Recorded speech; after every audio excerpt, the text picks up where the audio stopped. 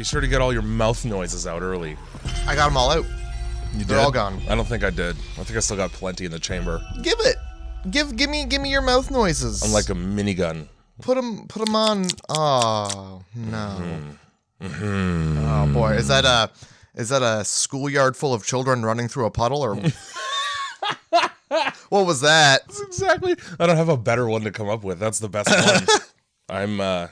I've been awake for 25 minutes. For 25? Yeah. You had you got up early. Yeah. Because you're in a doll. That's not why. I know. It's because I'm halfway an insomniac, and it's fantastic to go to bed at 11:30 at night and wake up at 4 and try to do things. That's my favorite. You gotta look. Yep. You either gotta go to bed early and wake up early, or go to bed late and wake up late. You can't go to bed late and then wake up early. What happens if I can't go to bed? Because that's where we're at. Have you tried the X-Files? I tried. I Am a Stalker. That seemed to put me right to sleep when I took the nap this morning. Try X-Files and marijuana. Yeah. I prescribe X-Files and marijuana. The problem with marijuana in the morning is that's the end of my day. Marijuana in the morning, marijuana in the evening, marijuana at supper time. Marijuana in the morning, sailor's warning. When you put marijuana on a bagel, well, you can have marijuana anytime. You can. It's ill-advised when you have things to do. Like, I got to go to the grocery store. Well, I hope this cashier doesn't turn into a lizard person. What the fuck? I'm just talking about eating bagels over here. Hey, Tim's, I'll take a 4 cheese and weed bagel. You got that whole grain? I don't want to know why you put emphasis on the word whole there. Because bagel's got a hole dead center. I'll take whole grain. All right. Every bagel with a grain. Every bagel is whole grain. That's it. Because bagels are made of goddamn wheat, which is grain. How's that? But like sometimes they bust that grain up so the grain's no longer whole. It's broken. Broken grain. Parts of grain. I'll get that parts of grain bagel. That's why they don't call it that, because that sounds so unappetizing. Well, yeah, it sounds like you're just eating a bag of feed. Yes, it does. Like a cat. Like a cow. Yeah. Like a bovine. Like a goat. Like a woods. bovine. One day I'm going to go to Bovine University. Oh, yeah? Mm-hmm. You're going to learn all about cud? I hope. got my degree in cud. And how's that working for you? What line of work are you in now? Mostly chewing. Regurgitating and chewing and swallowing. Rinse, repeat. Your family's proud. Yeah. Making your family, making America proud. It's a solid career choice. Anyway, welcome to Grindhouse Movie Club. We made it 5 minutes without talking about shitting. That's good. Actually, we're 3 minutes into the podcast, and now it's all down the damn drain. I skated so well around your talk of holes. Yeah. I perfectly it's only a matter of time. pirouetted around them and figure eight you around did two of my plies and boobs. releves around my holes. I did a sour cow right on top of that. Right on top of that shit. Curdled milk. Sour cow. Grindhouse Movie Club, the podcast where sometimes it's fecal matter. I don't understand how in the summertime when you milk a cow it doesn't come out lumpy. Yeah. That doesn't make any sense to me. Yeah, it's kind of weird, right? Because it's got to be fucking piping hot coming out of there. It's got to be hot all the time. Like a cow's a hot animal. That's true. I'm pretty sure like their feces, their manure is like well, you brought it up first this time. It's like a steam. The steam comes off of it. Yeah. So it's got to be hot in a cow. They call it a patty for a reason. Do they? I don't know. I hope. What's the reason, Jay? You piqued my interest. Well, I was trying to tie it in with like hamburgers and how they're warm when you get them. Oh, don't ruin hamburgers for me. Well, as a vegetarian, I feel no remorse. Well, it's all black bean and chickpea over here. This guy, and he still can't get to sleep. No, all you eat is nothing helps. I'm just gonna start snorting NyQuil. Okay, snort NyQuil, and Sudafed, and fuck the police, I guess. Yeah, fuck 12. Oh, did I take it too black for you? I don't know what you're talking about. Oh. So yes. 12 is what they call the police in, I believe, LA. I couldn't tell you why. I think it has to do with districts or precincts, but you'll see spray painted on like highway underpasses. Fuck 12. That means fuck the police. Ah, I thought it was just Coming like straight out the underground. the whole number in general. A young Don't you say it. got it bad because he's brown. Well, this is a Sorry, I swear. had to clear my throat mid-sentence. This is a swear-free podcast. Oh, is it? So if you could not, Well, fuck me. if you could just not do the NWA, any of their songs. I don't think there's a single clean song. You know what happened the last time NWA was told that they couldn't do a song? I'm scared to find out. Well, they fucking did it, and they got arrested. Oh, okay, that's fine. I figured like somebody got shot or something. Oh, that probably happened, like as a satellite, as the tremor, the wave from the earthquake emanated outward. Boy, oh boy, this podcast is off the trolley already. It is. But they hopped off, like not even off the rails, literally just off the Whole trolley. trolley, yeah. Trolley's fine. Yeah. It's still going. It's rolling. Oh boy. We jumped right off. Though. Grindhouse Movie Club. The trolley just keeps moving. It Thank you, Andrew, for the intro song. Yes, indeed. It was nice not having to have another intro song for the Halloween episode because it's already scary enough. Right. I thought about putting like a ghost sound over that. I'm like, oh, it doesn't even need the ghost Nope. sound. The ghost sound would be too much. Yeah, he nailed it. Oh, for sure. Go to darkrosecult.com and grindhousemovie.club. Yeah, go to both of those. Those are two websites for you to go to. And whatever you do on them is up to you. Fucking shirts and pins right on there. You could just listen to the whole ass podcast. You could. All however many godforsaken episodes. Yeah, like to, 40 at this point. It's a lot. Yeah. Right? We're killing it. It's a good amount. I have no idea. It's 30-something. It's 30 some. Somebody should be keeping track. That's true. Somebody should also be keeping track of our out of 10 ratings for every single movie so that I don't have to. Yeah, I also don't want to do that. No. But also somebody should be like keeping at least a tally of the Nicolas Cage movies. I feel like we have a quota of Nicolas Cage and podcast to keep up with. I got news for you. One of the movies on my list of movies from you to pick from is a Nicolas Cage movie. I don't know if we should do so many stuck together like this. This is if we blasted all the Cage, we got nothing. We got Left nothing to rage. Yeah. You know. There it is. Then it's just We came up with the same word at the same time. You just said it first. well, I'm glad we were linked. Yeah, telekinetically like There that. you go. Yeah. I was gonna say telekinetically as well, but Call you said it me first. a fucking empath. Here we are. Do you feel bad for me?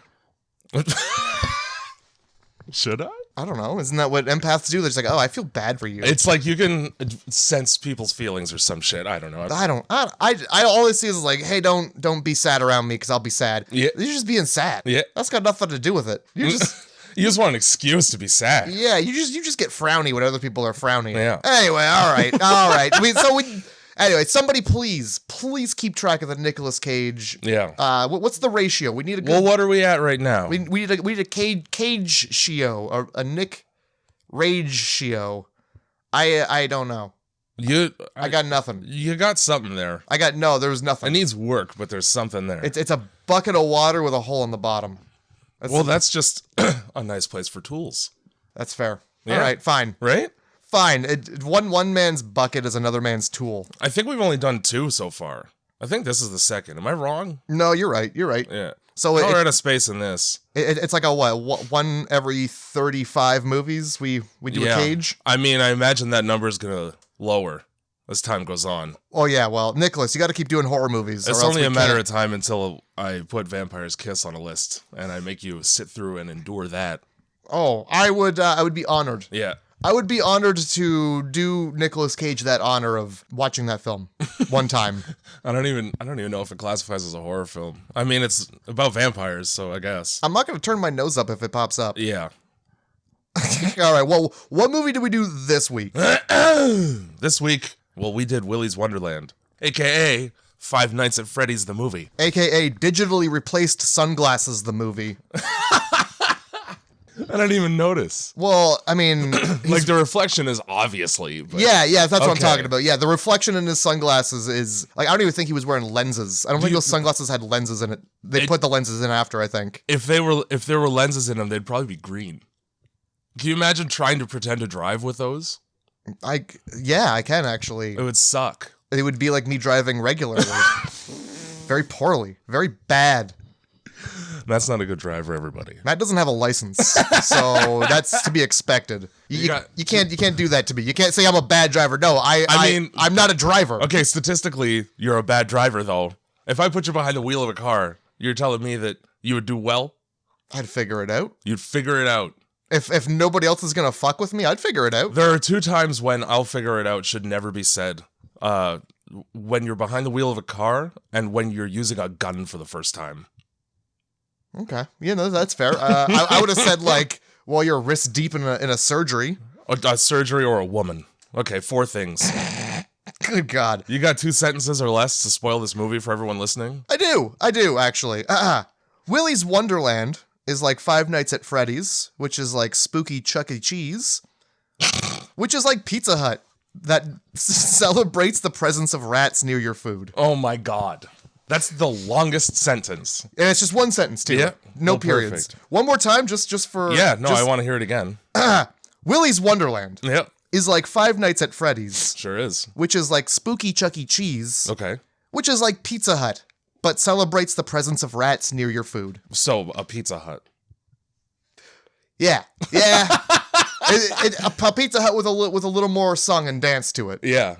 A Pizza Hut with a jingle. A Pizza Hut where they parade the rats out. The rats just don't come out on their own, you know? No. You ring a little bell. A tiny rat-sized bell. And they come right out of the holes in the floor. I literally wrote Chuck E. Cheese like 4 times in these notes. I want you to know that. It took everything in my power to not write Chuck E. Cheese 1,000 times in these notes. I wrote it so many times that I was trying to come up with other, and the only other one that I could come up with was fucking Adventures on Wonderland, which is a local, oh yeah, an indoor amusement park, I guess I would call it. It's basically a Chuck E. Cheese, but it's only in London, and they closed, and now it's been replaced by a discount store. So we're really coming up in the world. Wow, what a fantastic place. There used to be a place when I was a kid called Discovery Zone. Yeah. Discovery Zone. Yeah. I think that was actually a franchise. I'm pretty sure it was in the exact same spot, and they just changed the name. Nah, it was over by the Ice House, which is now probably a discount store. Discount stores are like Starbucks in 2022. I'm pretty sure the spot that this place is actually a discount store. That's though. fucking hilarious. It's the one that was Adventures on Wonderland is like its logo is just a 50% off price tag.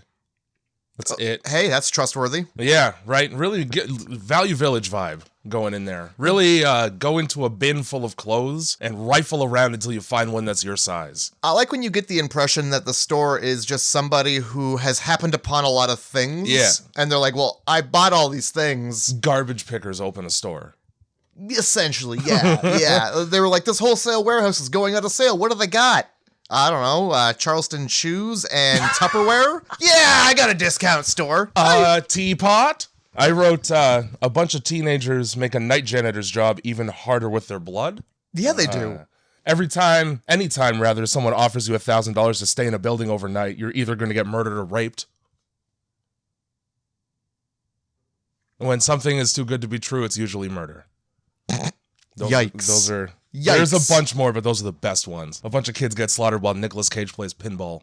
You're really spoiling this film. He's so good at pinball in this game. I wonder what kind of game in this movie. I wonder what kind of fucking method acting, what kind of research he had to do for that part of the role. I'm sure that like one of these like little known Nicolas Cage facts that you don't know about him, but you find out is like he's probably a pinball wizard. Well, he gets 1,000,000 points in this movie. Well, and then like he does that like a couple Halfway times. through. Yeah. He basically, his victory dance is the best part of the movie. I don't care what anybody says. It lost me, but it brought me back in. Oh my God, dude. I love that dance. As soon as I realized the song was about Willy's Wonderland, I was like, okay, all right, I'm back in. Oh, huge fan of that. So we got fucking Sheriff, which is Dwight's babysitter from the date night episode. And if you've never watched The Office, what the fuck are you? You're the only person on earth who hasn't. That's true, but you may remember her from Donnie Darko as the parent who's like strongly doubting your commitment to sparkle motion. Yeah, the helicopter mom who really creepily cares about beauty pageants. Yeah. Every parent who cares about beauty pageants is a creep. Yeah. I really don't give a fuck. Yeah, no, you're not wrong. I'm going to dress my child up as a little person and scantily clad children dancing in front of adult judges. Parade them out in front of all these grown-ass men. They probably twerk these days. I think it's even creepier that there's judges. Yeah, and a lot of the time it's guys. Whoops. You're not going to find a Simon Cowell there. America. America is the only place where it would be like, because like there's dog shows. Yeah. Well, then there's like kid shows, like Best in Show. Most improved. This one's purebred. This one gets the ribbon for not shitting on the track. And then when the judge holds them up the same way they hold up the dog, they go right to jail. And if you don't know what I'm talking, it's a very crotch-forward hold. Yes, it is. It's very, the important part is to cup the crotch. And you just hold that dog. Never do that to children is the moral of this story. Unless you're, like, getting them out of a well, and that's the only way. But even still, like, under the arms is a great option. Yeah, it is. It's great. The first minute of this film is title cards. It's title cards and the fucking birthday intro song, and already the animatronics are creepy as shit. I don't like when there's furry robots with big eyes blinking. The worst part is that they blink.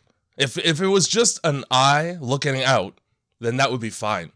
But like they can train onto like human beings and shit. I don't need that thing staring at me like it's a real thing. Yeah, I don't like that they blink because first of all, their eyes aren't. There's no need for their eyes to be moistened. No, but their pupils also dilate. Ugh. Yeah, not a fan. Not a fan of that at all. So these robots are, well, they're possessed by the souls of serial killers that did a satanic sacrifice ritual when they were found out for murdering. Yeah, I don't know if you've seen Child's Play, but Child's Play. It's Child's Play. They did a Child's Play. It's the flimsiest backstory I've ever fucking heard, and it really falls off the rails once the sheriff starts elaborating on it, like 2/3 of the way through the movie. Yeah, So the movie is like you don't really get any of this backstory till like, halfway through. And when it's kind of like, I feel like this movie started off as like a Five Nights at Freddy's film. Yeah, and then they wanted to develop more stories, so they just fucking shoehorned in some like expository dialogue between two people. I feel like one of the investors was like, I don't even like Five Nights at Freddy's. Let's call it something else. And then at that point they're like, well, we can't just have nothing. We've got to have something here. You chose a protagonist who doesn't say a single word all movie, and then in order to like try and fill the gaps in his dialogue, you put in a bunch of shit that didn't matter to the movie. Yeah. Didn't need the backstory about it's a bunch of fucking some serial killer somehow found a small business loan and built a Chuck E. Cheese so that he could murder with his friends inside it. And that just went on for some time. Yeah, nobody asked any questions. What's nothing. that for? It's like the Family Guy episode where fucking is Darth Vader and he's like a parking meter maid. And he's like, I'm gonna build a Death Star. I mean, not a Death Star. I can't remember what the fuck it is he actually says. Yeah, I forget. Yeah, he gets a small loan to build it's like a floating moon or some shit. So fucking right away, the movie just chucks you right into the action. The first thing you get to see after like the dumb commercial for the fucking actual restaurant is a couple getting their shit pushed in by robots, like right away. That's a good way to describe what's happening to these people. Yeah, you get this couple and they're I don't know. You look at them and when you look at them, you go, oh, these guys look like they're in the 90s. Oh, wow, what's this? They're running from something, and you can like see it silhouette on the wall creeping up on them. And all of a sudden, nothing drags this guy into the blurry abyss. Literally wrote down, the guy gets dragged down a hallway by literally nothing. That's it. So at this point, I was like, well, clearly there's probably some ghosts involved here. Yeah. There's probably some evil haunting spirits involved here somewhere. Yeah, it turns out that's not the case. They just forgot to put a robot behind him. Whoopsie poopsie. Yeah, that's a good start to your movie. Whoopsie poopsie. And then, I think the lady gets also that bad thing you said happens to her too. Yeah. So like there's a kid left, and as you find out, this is the parents of the main teen character here. Liv is her name. Yes. So like the fucking transition between him trying to comfort his cowering daughter, like hiding behind a table, right to Nicolas Cage in a sick Chevrolet. Oh, this fucking Chevrolet. It's a Camaro. It's a Camaro. Oh, yeah. And it looks so good. Because he's gone in 60 secondsing his way through this intro. That's what he's think about that. Ripping through there, and it's like, here's some title cards. Here's Nicolas Cage fucking doing a donut, because he's a damn drifter, and he's got nowhere better to be. Fucking rev that engine. By the way, a family was just murdered. Yeah, just straight up murdered. I got a question for you, Jay. Yeah, tell me. In the scene where the family is murdered, Yep. you see like chairs flying around, you see light bulbs popping. That's true. What's up with that? Ghosts. Uh, Ghosts, right? Ghosts. well, It's ghosts. it must be ghosts. Technically, it is ghosts. And you see like that like wooden chair fly out and hit that lady in the shins, and she gets taken right the fuck out. It's ghosts. It must. There's some element of ghosts. Because she's like looking around like, what's going on? What's Yeah. going? How do you not see a The 8-foot tall weasel standing in front of you, probably. yeah, like throwing stuff around? Nah, I don't.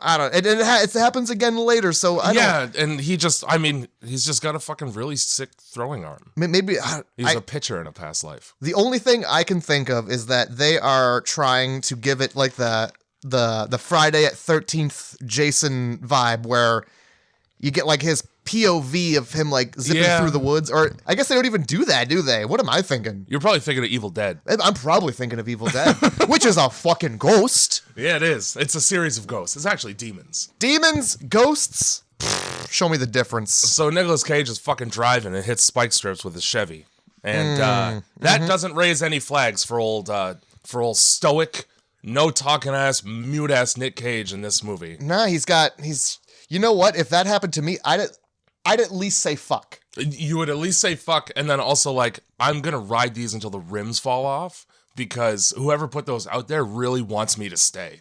Not really interested in sticking around. Yeah, they really put you in a position where it's time to go.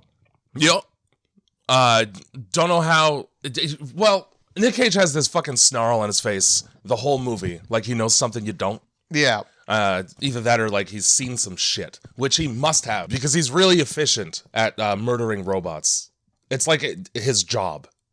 Yeah, he doesn't bat an eye or even like he doesn't flinch. There's no second thinking this. He's just like, yeah, robots, another Wednesday. While he's standing there inspecting his car, the sun moves from like morning to afternoon. It's like, oh, so you're just standing out there for 10 hours?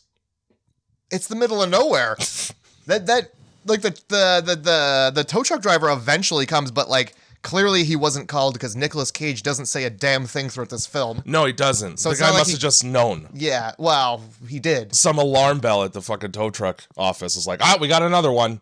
It's probably like, 1:00, time to go see if anybody got fucking stuck. There's like 3 people here. Wow, we got 3 flies in the tape. Yeah, plenty of sacrifices for old Willy. So IMDb refers to Nicolas Cage in this film as a drifter. Okay, that makes sense. He does drift. How many? Well, yeah, he does. Right? He drifts his ass around. Yeah. Okay, fine. Fuck my point. What was your point? How many drifters have a wicked ass Camaro? Every single drifter. Because when I picture, depending on the kind, I picture a homeless guy. Not like a Tokyo drifter. Well, it's a double pun. It's either that or a Subaru.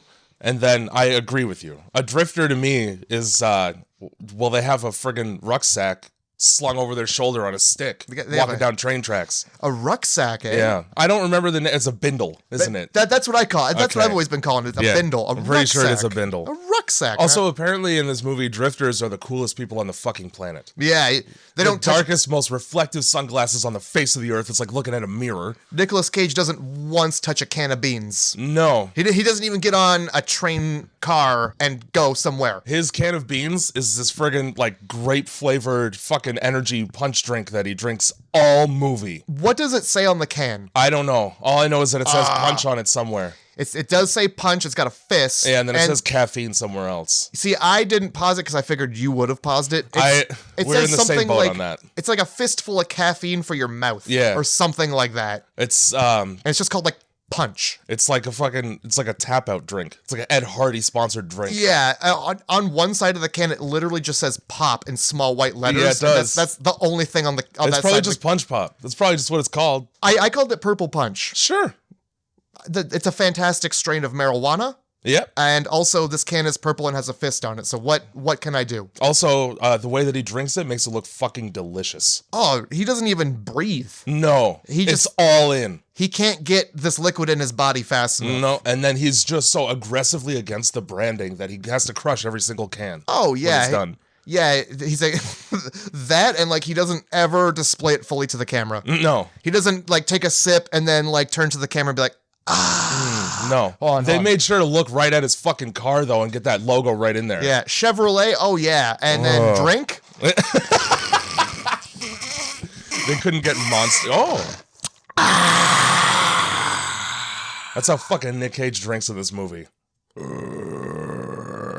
And then he did his Lady Gaga dance over a pinball machine. Yeah, he sure did. Oh my god. So tow truck driver shows up and Nick manages to silence his way into a tow. Here's my thing with this, like, so the whole point is, okay, we're spike stripping people that drive past the town so that we can offer them $1,000 or to fix their car in order to stay a night in the Freddy house. Just clean it. Couple questions. Number one, you see this man show up in a Camaro, black on black on black, and you go, that looks like a good target. Why wouldn't you pick like a child? You're picking like the John Wick assassin looking guy. 100%. Yeah, just, hey, you want to make a quick buck, kid? Get in here.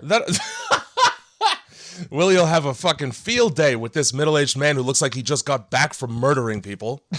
Looks like he just came from one of our other franchises.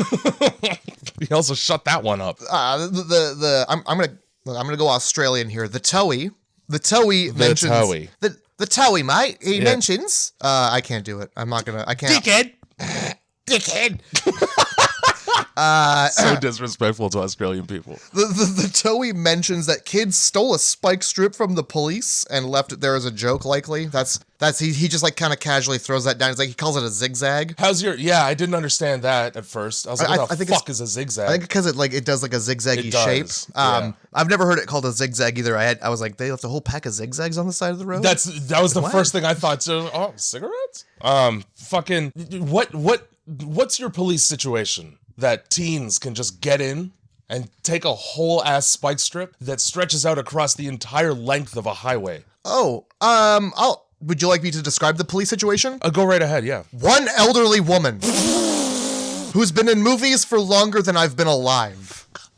One elderly woman with a shotgun. There's two shotguns, technically. I don't know why she's got two. For the guy that she calls in to be the muscle when she needs help. Muscle, I wrote down cannon fodder. Well, that's also true. I figured she was like, go in there and look, it was going to be one of those situations. Yeah. I'll stay here and make sure that the back door's good. Yeah, it's good. So the grossest thing about this Towie is the fact that he's got one single pepperette in his mouth the whole movie. He doesn't take a bite of that fucking thing once. He just holds it like a cigar. See, I was between it. Is it a gross looking cigar or is it a terrible looking pepperette? It's definitely a pepperette. There's no lit end, number one. Well, sometimes people just put those in their mouth. And then well, that's bad. It is. It is bad. I believe it was George Carlin that said, big sweaty businessmen sucking on the wet end of a big brown dick. Yeah, I'm pretty sure that's what he said. Something like that for sure. This pepperette changes in length depending on which angle you're looking at it at. It's a weird like Harry Potter pepperette. A Harry Potterette. Fuck's sake. Anyway, that's like gotta be the wettest meat in your mouth all day. That's somehow worse to me than chewing tobacco, and I think it's because it's sticking out of his fucking mouth. By the end of it, it probably just tastes like halitosis. Yes. Ugh. You got the fucking breath of a pig. Yeah, dude. That just ate a body. So you get, they're just like driving, and this fucking tow truck driver he's making conversation with himself. Yeah, he's talking to a brick wall. And like, how do you not pick up the vibe of the guy that you're towing? Yeah, he's like, oh, where are you from? And then it takes all of a beat and a half for him to go, oh yeah, you don't like to say nothing, huh? You're a guy who you don't like living in the past. I got you. You just keep moving forward. You're a rolling rock. Mm-hmm. You got any more fucking hillbilly platitudes for me, sir? Yeah, if not, we just like to drive to the fucking horrible place you're taking me in this terrible town that I apparently had to drive through. Fix my fucking car so I can get out of here to better things. And then I believe this is where we get like the scene of Liv, the girl from the intro who was hiding in the closet. Hot young teens trying to burn down a business. Teen. Yep. Just one of them. Hot young teens. Just a teen. Just a teen. Couple of teens, and they're hot and young. So she's like, this Liv girl, you can tell she's young by the way she's just learned how to give the middle finger. Yeah, for the first time in her life. This is us seeing her give the middle finger for the first time. Yeah, I'm pretty sure she blasts it to the building before she like goes to light it. Yeah. And then the old sheriff rolls up and places her under arrest. That's true. Because she's just purely committing arson right here in the broad daylight. Yep. Weird to choose noon to commit arson. I would wait until the sun goes down. The sheriff in question here, really competent at arresting young adults, and then immediately issues all police training by using her handcuffs to abduct a girl and put her on a radiator forever. Yeah. Before you watch this whole movie, you get this weird like we'll say Texas Chainsaw Massacre vibe where the police are in on what's going down. Yes. And everybody else in this little hick town is in on it, except for anybody who's new. Here's my thing with that whole arson scene too. Like, she had the lighter in her hand. The place was already gassed up. Yeah. Even if the cop shows up, throw the lighter. It's a Zippo. Yeah. Finish your fucking job. It's gonna stay lit. Yeah. You're there for a purpose. Complete it. You're gonna get arrested regardless. For real. Fuck it. It turns out it's her mom, so like, what's she gonna get grounded? Worst grounded. Oh, no TV for 2 weeks. So yeah, you see her throwing this lady in the back of her car, it seems pretty normal at first, and then you get the tow truck driver rolling up, and he's like, "Hey, found one of your zigzags or whatever, blah blah blah." Right. And you get this moment where it's supposed to be like this connecting moment between the two of them, but it's like John Travolta smiling at a high school student. Yeah, it's like, what do these kids look at? Sorry, Nicolas Cage is like a 50-year-old man. Yes, he is. What is this kid looking at this 50-year-old man for? Like, they're just looking at each other. This is a weird moment. Yeah. I don't know what emotion they're sharing. What kind of connection is being established here between an adult and a child? Yeah, let's keep moving. Let's just keep moving. But so I really like that. I got the impression that this tow truck driver is like an office dullard who... Because he, like, not even this cop is like, yeah, whatever, I'll get to it. I'll come by later. I don't have time for you. Yeah. And, like, the whole truck ride, he's just saying things at Nicolas Cage, whether or not he's responding. The first person he's had, like, the first bleeding body that he's had to speak to in the past fucking month and a half because nobody wants anything to do with this guy. Yeah, they live in such a small town that one person, like, every half year has a car trouble. It's transient strangers and techs are the only people that, like, the rest of the people that he speaks to die. That's a sad fucking life. Yeah, it is. Yeah. Maybe move out of that town. Yeah, get a job elsewhere. I'm sure you could leverage all of your tow trucking people to their death experience into another job. Yeah. Like an over-the-road trucker or something. Find another place. Yeah. There's got to be other abandoned lots full of junk for you to call home. There's probably plenty. That's where all tow truck drivers live, by the way, in abandoned lots full of junk. Just auto wrecking yards, and they sit in a rocking chair with a dog all day. I was really worried that this movie was going to be people talking to Nicolas Cage, and then just like nothing. Yeah, I thought that was just going to be every interaction with him was like, oh, well, you don't like to say much, because like.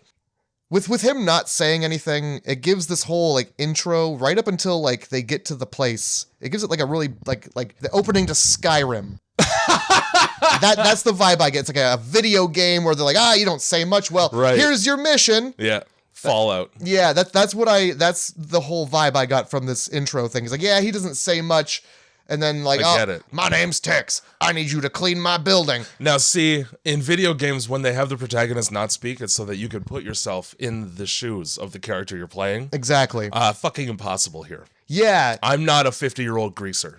No, certainly not. And I'm certainly never going to agree to do anything. If the payout is $1,000 and the job... For one night? Yeah, no, thank you. Yeah, hard no. I'll walk. Listen, is the fucking $1,000 covered in my blood and shit? It's gonna be. Yeah, exactly. That's the only way that $1,000 gets paid out. That is 100% true.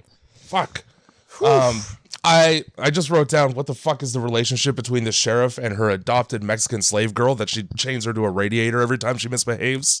I had to say that all in one sentence. Even yeah, though I you was did. running out of breath, it was important to me. Get it all out, girl. Yeah. You go. Yeah, I had that same question because like the next scene is her like taking her to like some dumpy trailer. Yeah, and dirty, filthy trailer where you live as the sheriff of this town. does she live there? Well, you know what? That might just be the spot where she puts her daughter. That's what I'm thinking. Fine. I mean, all of her friends know where to go to find her, but Yes. like when you look in there, it's like what's like the fridge doesn't work. Yeah. Okay, so she chains her up to this radiator, By the way, and I don't know if you noticed, but I sure did as a plumber. This is the world's fucking flimsiest radiator I've ever seen. I was thinking you could probably take it apart with thumb pressure. You could blow on it lightly and it would fall over. I'm just watching her fucking struggle against this pipe and it's moving around like goddamn rubber. Yeah, I was gonna say just start unscrewing screws. Yeah. Eventually, this whole trailer is just gonna fall apart. Yeah, and then you'll be free. But yeah, so she chains her up, and she's like, "What if I have to pee? What if I have to poo?" She's like, "There's a bucket. There's some chips on the counter." Horrible, Yeah. horrible adopted mother. Oh yeah, well, I mean, look at her. This woman looks evil. She's. Every film she's been in, she just looks evil. You're fucking so right. Oh man, that's fantastic. Yeah, she looks like she did it. I don't know what has happened yet, but she looks like she's Willy. She's behind it for sure. It's not a trusting face. It's not a trustworthy face I'm seeing. No, not at all. This racket of a town. Yeah. You'd think that they would have enough money to build a better restaurant than this haunted Chuck E. Cheese when they're charging $250 for a toe and then $1,000 for a set of tires. So is it $1,250 for the entire cost, or is that everything together the $1,000? I got the impression that it was $1,250. So did I. Okay. That's fucked. Yeah, and also Tires cost like $120. How much does it cost to put them on though? Less. All right. Well, I don't care. Because it felt very much like this guy was just making everything up on the spot, because he's under the hood. Yeah. We know that the tires are popped. That's true. What's up under the hood? He says something about some fucking part that's fucked up. Yeah. But he doesn't explain it. He doesn't. He says like the Tibba thing. That's what I got. I tried to write down what I heard. It sounds like the part on a Dr. Seuss vehicle. It does, and it just seems frothy. Yeah. The whole setup. He's like, yeah, and this is all fucked up. So about $1,000. Yeah, that ought to cover it. I just did that in my head. I'm gonna go eat a sandwich while I fill out an invoice. Yeah. I'm barely gonna wipe the oil off my knuckles before I touch the bread. Yeah, mechanics. Is that oil from the car or is it from his fucking pepperette? This whole building smells like smoked meat. Obviously nobody has $1,000 in cash on them, so we find out that Nic Cage can't pay for this. And they look over to the ATM that's out of order, and he goes, "Yeah, we ain't got no internet here in Hayesville." Then why the fuck even have an ATM? Why have an ATM at all, if not just so that people that show up to your chop shop can look at it and see that it doesn't work? That's the whole purpose that serves. Yeah, yeah. I wonder if it's like he's just told enough people that they've gotten there and like, what, you don't got an ATM? So, yeah, I'm gonna buy one and put it here, not even hook it up, just to show you that I have one and it's broken. Like that's the only reason why you would have one, knowing there's no internet. Why would you rent an expensive machine that nobody can use that's gonna cost you monthly to have it there? Yeah, just to put a big fat fucking sign that says no worky. Yeah, like I think the company would just take it back. They'd be like, we haven't needed to service I haven't that seen thing in a single while. transaction on this. What are you using it for? Are you humping on it? You better not be humping on it, sir. Fuck it. So at this point, everything that Nicolas Cage has experienced in this town reeks of a setup. It sure does. And the guy drives from one town to another doing things, ostensibly. So you'd think he's worldly enough not to be bamboozled by hillbilly townfolk. Well, it takes this truck driver all of 30 seconds to come up with a solution to this whole problem. Yeah. Which is suspiciously fast. Yeah, I'm sure he just came up with, hey, here's an idea. I just thought of this. He didn't even send out a text blast to be like, anybody got a side job? Yeah, no, nothing. Nah. He just knew. Nah. Oh, we need a janitor at the restaurant that's been closed for decades. We need one person to do a job for many people. Yeah. All night long. Just one. We'll pay for your car to get fixed up. Just clean as much as humanly possible. Now, Nicolas Cage takes to cleaning this place like he has OCD. So they hired the right man. Nah, you know what? I thought he took to cleaning this place like a fucking Roomba. I'll get to that in a bit. Okay. So the solution is just like, boom, hey, yeah, I got a guy. You're telling me you're willing to pay more than $1,000 for this much work, and you can't find somebody to do this job? Like, put out, like... Literally anyone in Hayesville is probably dying for the money. It's a trailer park and a grocery store. Yeah, like, name your price. Yeah. And nobody's going to be that ballsy. $1,000 a night? You're going to... I don't know if it's worth it. It's worth it. Like, nobody's going to be that ballsy to be like, yeah, $1,000. You're going to save money hiring any of these small town folk. You don't have to steal spike strips anymore. Well, I think people are just wised up. But yeah, everybody in this town knows about it. They must. But like, okay, so you're telling me nobody moves away? You're telling me nobody goes and visits their fucking uncle in Vermont and goes, hey, by the way, the restaurant back home is fucking haunted as shit. No. I wanted to leave the place where the demons were. Nobody had that thought. Nobody mentioned it in their Christmas letter to their family. Yeah, I don't understand. Nobody wrote it down in their personal blog. Why are you sticking around this town? Like the second murders start happening like consecutively, and there's enough people in my small town. Odds are I'm next. Yeah. Matter of time. They fucking like got the chick at the ice cream stand. We're fucked. Yeah. Oh, dude. Let's go. Yeah, it's a matter of time before they come down here to our apple orchard. I heard that you could make $400 to $600 a day panhandling on the street in Los Angeles. Boy, oh boy, I know of a restaurant, and they're willing to pay. Blood. All you gotta do is donate blood. What type are you? Doesn't matter. Are you the type that it sprays all over? Good. Your blood pressure nice and high. We want that spraying across the ceiling. Fucking $1,000 to stay the night at a Chuck E. Cheese is child molestation hush money. Good Christ. That's what it is. Cheese pizza. This is not a podcast about Pizzagate. Oh my god, dude. This is not... We're gonna get canceled by Hillary Clinton. This isn't even a pizza place. Tonight. This isn't even a pizza place, You Jay. know that they have pizza. No, they've got hot dogs. Yeah. Hot dogs. You never see anybody eat the hot dog, and yet it's just suspiciously throughout montages. I really love... oh my god. During Nicolas Cage's fucking pinball dance, you just get a blast, like 2 frames of a hot dog. For no fucking reason. There's not even one nearby. Even in the commercial for the place, there's just like a spinning hot dog on a plate. It's like, times were so simpler, like, yeah... You know how hot dogs are a delicacy in the 60s? Yeah. It's fucking hot dogs and pickup sticks, and we lived in the lap of luxury. We were eating tubular meat with a bun, and we were loving it! Oh my god. Both ways and 6 feet of hot dog. So they show up to Willy's Wonderland finally and then they meet Tex. Tex looks like Fucking a goddamn oil tycoon. He does, and he has the fakest mustache I've ever seen on a man's face. Don't ask questions. That mustache looks like Mr. Bean taped it on. What would Mr. Bean do differently but Mr. Magoo wouldn't have done, you know? I think Mr. Probably Magoo would see real better. Oh my god.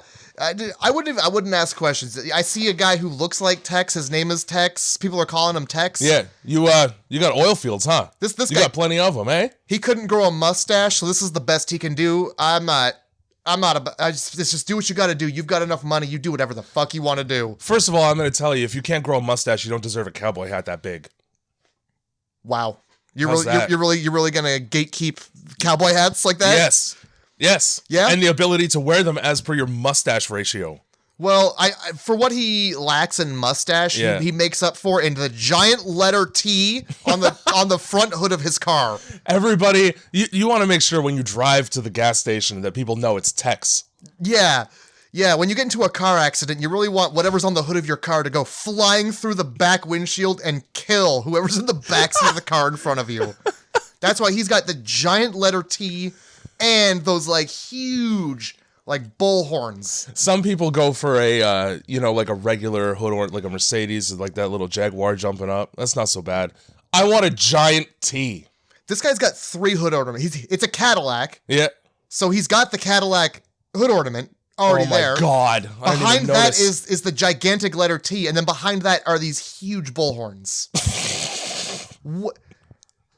They're not even in Texas. Are they in Texas? Everywhere he goes is in Texas. It doesn't fucking matter. Oh my God. Hey, I'm in the Appalachian Mountains. Guess what? It's fucking Texas where I'm at. I just pulled into town and now it's Texas. It's Texas somewhere. That guy is being very sheepish about going into schools with an active shooter everywhere. Oh, yikes! I gotta have a sip here. That was. So Tex fucking shows Nicolas Cage. First of all, Nicolas Cage in this movie, just Nicolas Cage, no name. The janitor. He's just called. Is he credited as the janitor? He sure is. That's the best. I just called him Nick. Yeah, it's just a series of Nicks and Nic Cages here. Fucking Tex shows him the commercial for Willy's. Like, I just want to give you an idea of like what kind of business this used to be before the people died in it. On the first fucking Zenith television ever made. No wonder kids died in here. Hey, check this shit out. He's like, yeah, this is gonna fucking blow your mind right here. He's taking credit for it. Like he opened the business. All he did was buy it. All he did was buy a lot. Yeah, and just happened to have what was in that building. Yeah. I don't know how he managed to just buy the business as is. I'm pretty sure when you purchase real estate, there's like a 30-day reneging policy where it's like, oh, this isn't what I expected.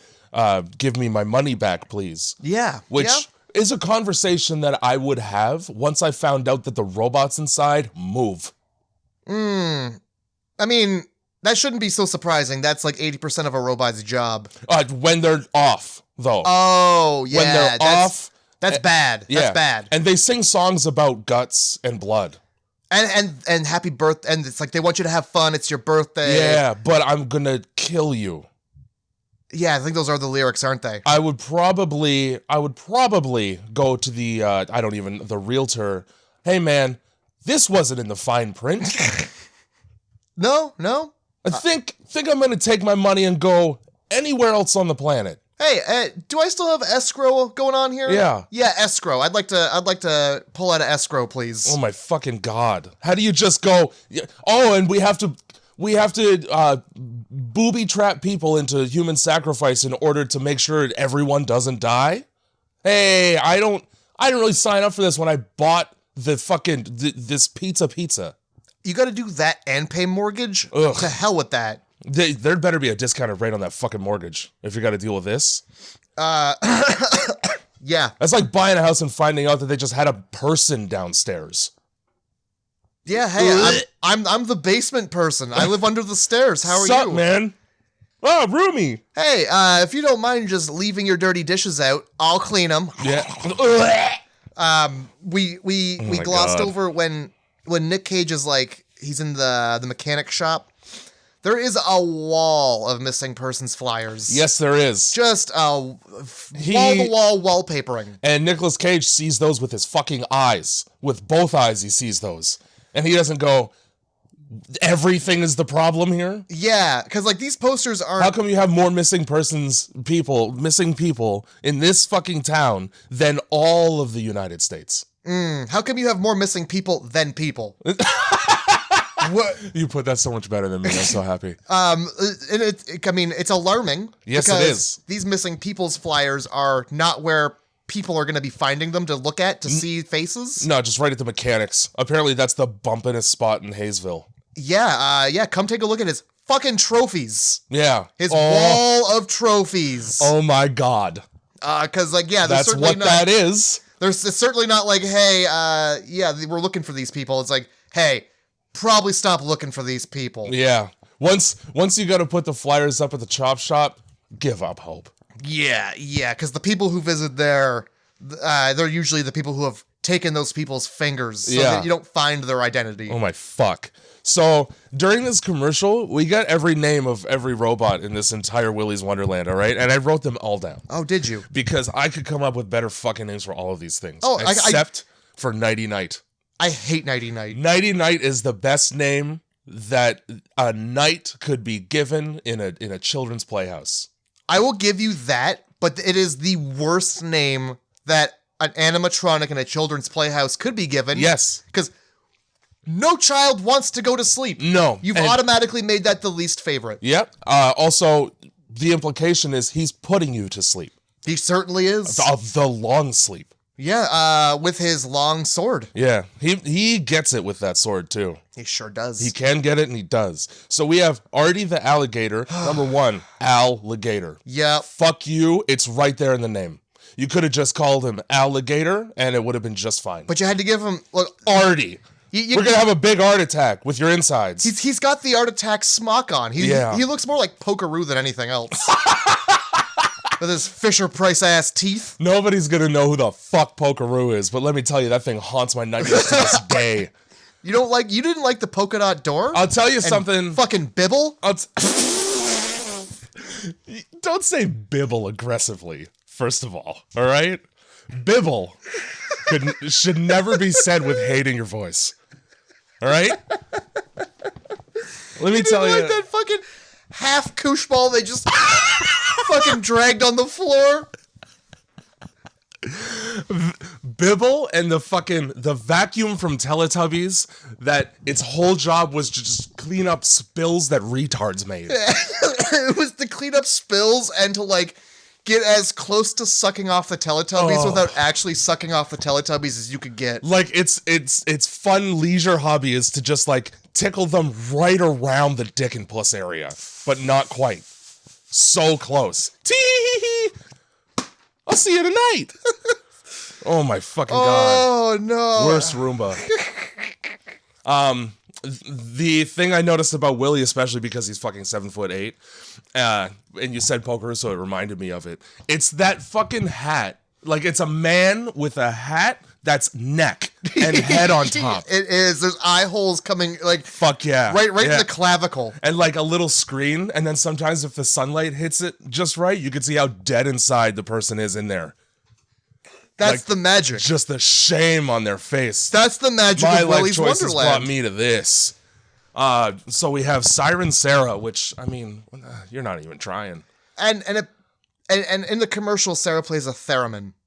I didn't even notice that. The least, like, appetizing thing for a child to hear that won't make them shit their pants. Even when you play it right, it sounds like shit.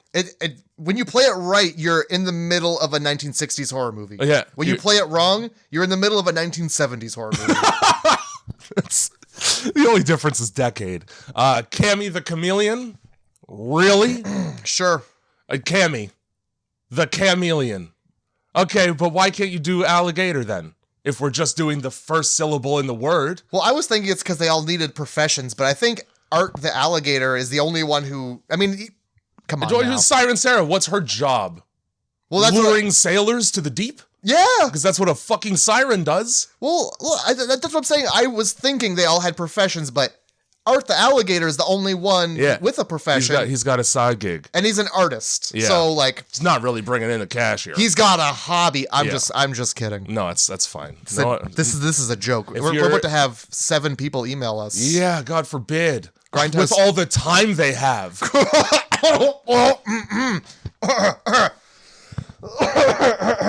If you're gonna call yourself an artist, you at least have to have fucking, I designed a tattoo on my resume or something. To your point though, or against it, I guess, Gus Gorilla. What's his job? Just to be Gus? Gus Gorilla. That's the laziest. These are all the laziest. I could have come up with better animatronics. There's no theme. No. There's no theme It's to these. just some animals and a person. Two of them are just people. Two of them are just people. One of them doesn't even try to not be people. It's just a person with a mask on. Yeah. Yeah, it is. Yeah, you got like animals. You got fucking acid trip Tinkerbell, and then you've got like a knight. Where does the knight play in with the animals? Make them all animals. I don't think at any point there was ever somebody dressed in a suit of armor and a gorilla in the same place in all of history. No. That's never happened. You've not seen it. In their wildest imagination, they were like, well, we can have anything we want as animatronics. I want a suit of armor and a monkey. Oh, all right. Yeah, so we got the ape. Yeah. We got the weasel. Perfect. Okay, good. Yep.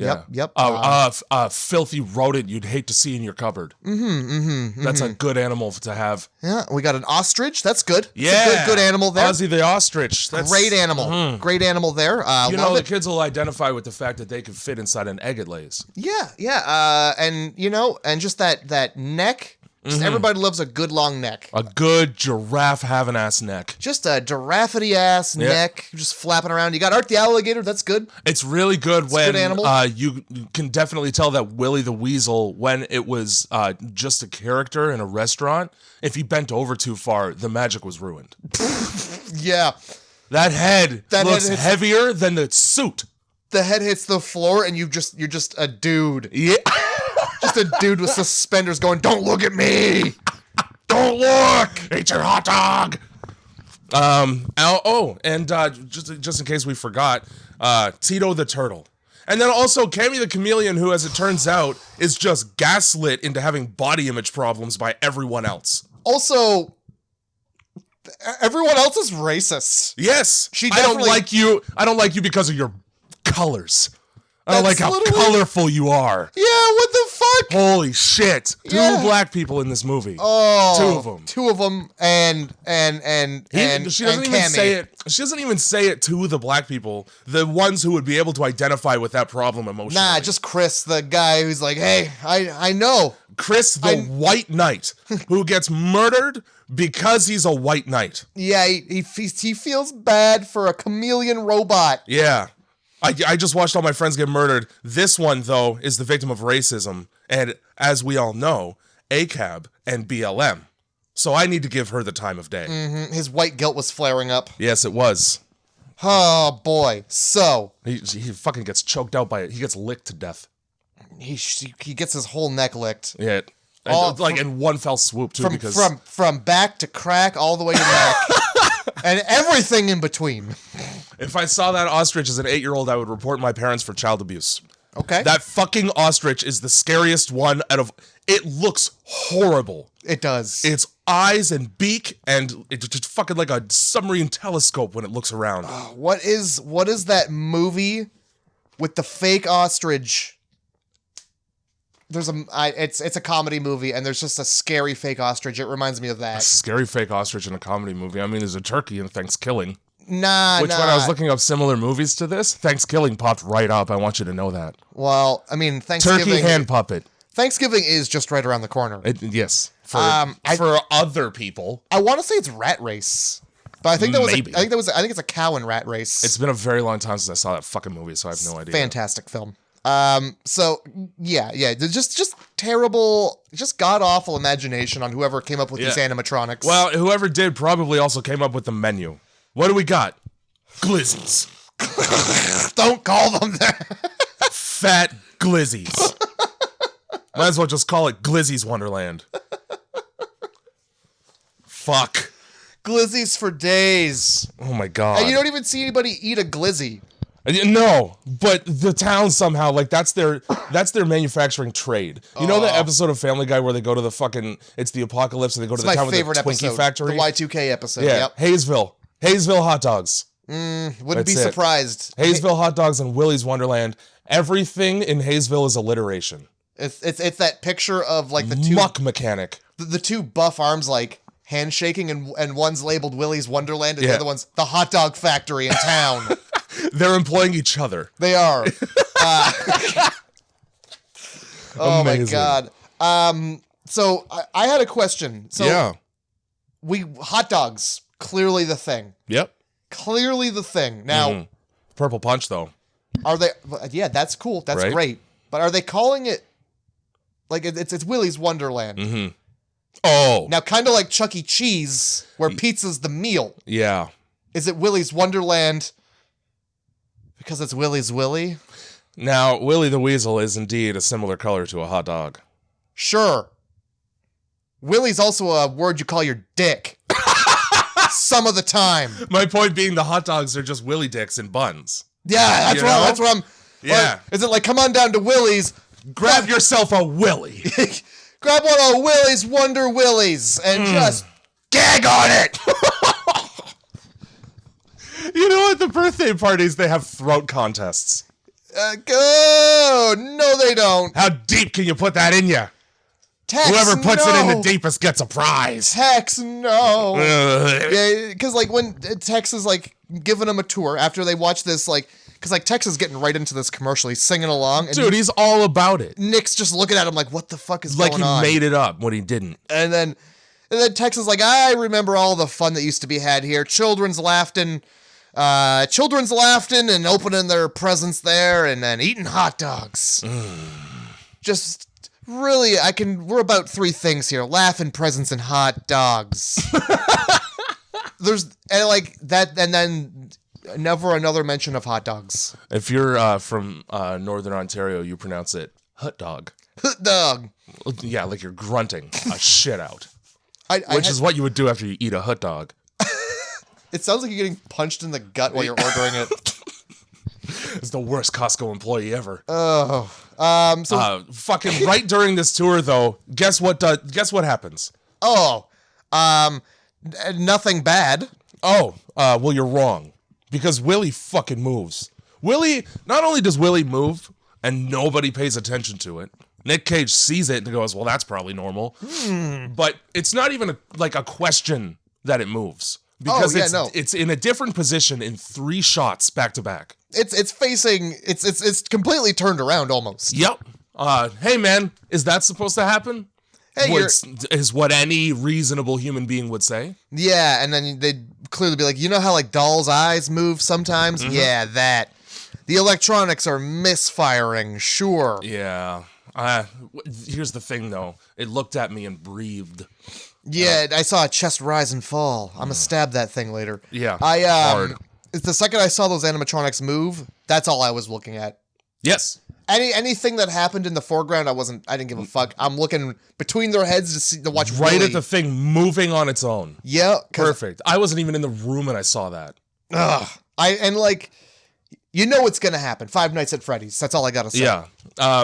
Fucking Tex shows him like the tool room. No janitor ever uses a drain snake. He's like, you got your drain snake here. Here's your cleaning product. First of all, this place has not been functioning for at least months, if not years. Who's shitting in the toilets? Willy? Yeah, they're eating guts. Why the fuck do you need a drain to? I need a drain snake for this place nobody goes in. Someone goes in it. Well, so they it's either hobos or Willy. I don't want any part of either. This is where Tex goes to shit. He shits so bad he has to leave his own home. He's got to go to a closed restaurant. It's like walking down the block to a Tim Hortons at 3 a.m. It's the only place that's appropriate because nobody can be around. He shows up this the least adequately stocked janitor's closet. Yeah. Half-used bottles from like 2000 or not even 1996. I really like that all of these chemicals are expired. Oh, for sure. Because the one spray bottle just says degreaser, like a giant laminate machine, and you just fucking slap the sticker on the side. Yeah. What's even in that? Liquids of various colors. Yeah, it wasn't degreaser, but with age, it's become that. The water has taken on a degreasing property when the molecules separate from it just being old in a bottle. I'll tell you, a janitor never needs to use a drain snake. Yeah. But every day they wake up and they pray that today's not the day they have to use it. That's true. I'll give you that one. Today's the day the hot dog eating competition goes horribly wrong. Yeah, it becomes a hot dog sheeting competition. It becomes a hot dog mostly digested having to be snaked out of the drain because it's a fat shit competition. That wasn't even clever. No, it wasn't, but it's just the bleak truth. Oh my fucking god, dude. So we get fucking Liv's friends coming to bust her out of foster mom jail here. Yeah, they do. One of them just goes, "You got a screwdriver? Hey, what kind? For what? What are you going? Specify the screwdriver you need. I don't want fucking some 17-year-old handing me a Phillips when what I need is a Robertson. That's all I'm saying. And then we have fucking Jailbird's McSlut that just picks the handcuffs. Just picks the fucking handcuffs with a bobby pin with her fucking ass and puss out all movie. First of all, that's not her name. That it is. It might as well be. What's even her name? Because I didn't write it down at all. It's like Casey. Yeah. Or her name is interracial intercourse. That's what it is. Her name is race mixing. I don't think it is. Well, that's what she does. We got Artie the alligator. You know what? By the same principle, that's got to be her name. All right? Holy fuck.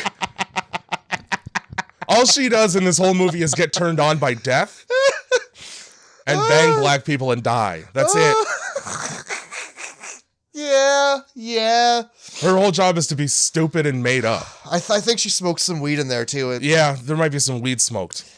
Oh, my God. She has a name, though, and it starts with a K. I just can't remember what it is because she smokes weed and then she dies. Yeah, they're looking for, like, something to... So she just picks the handcuffs, and then they, like, exchange a glance, her and Liv. Like, she's like, yeah, I've had to get myself out of captivity before. I thought it was like, how dumb are these idiot guys? Because, like, the one guy just opens the fridge and is like, what am I looking in the fridge for? This milk's expired, and just closes the fridge. That's true. I want you to know, by the way, I'm like 99% sure that the whitest male in this movie is from Vine.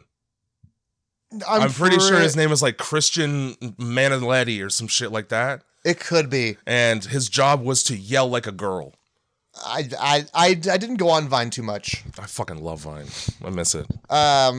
So yeah, there's that whole scene where they're just like running around and then they give each other that look. But also, I'm pretty sure it's Bobby, the guy who has interracial intercourse as you were. So I wrote him down as Chris Brown. Because that's who the fuck he looks like. Well, his name's Bobby. He looks like Chris Brown, and he talks to his girlfriend like Chris Brown.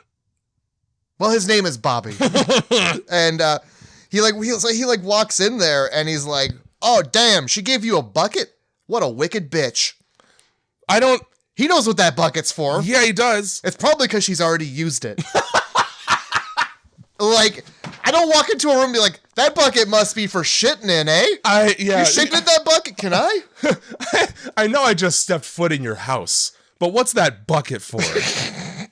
No, it's made clear by how it's halfway full of feces and just piss. feek. Just say feek.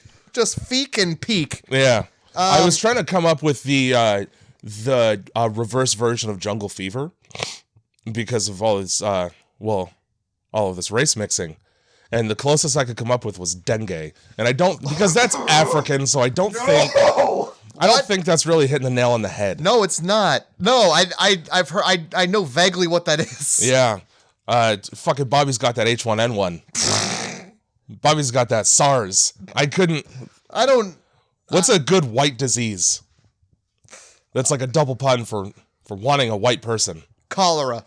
Yeah, Bobby's got that cholera. He's about to cholera up. He's shitting himself to death.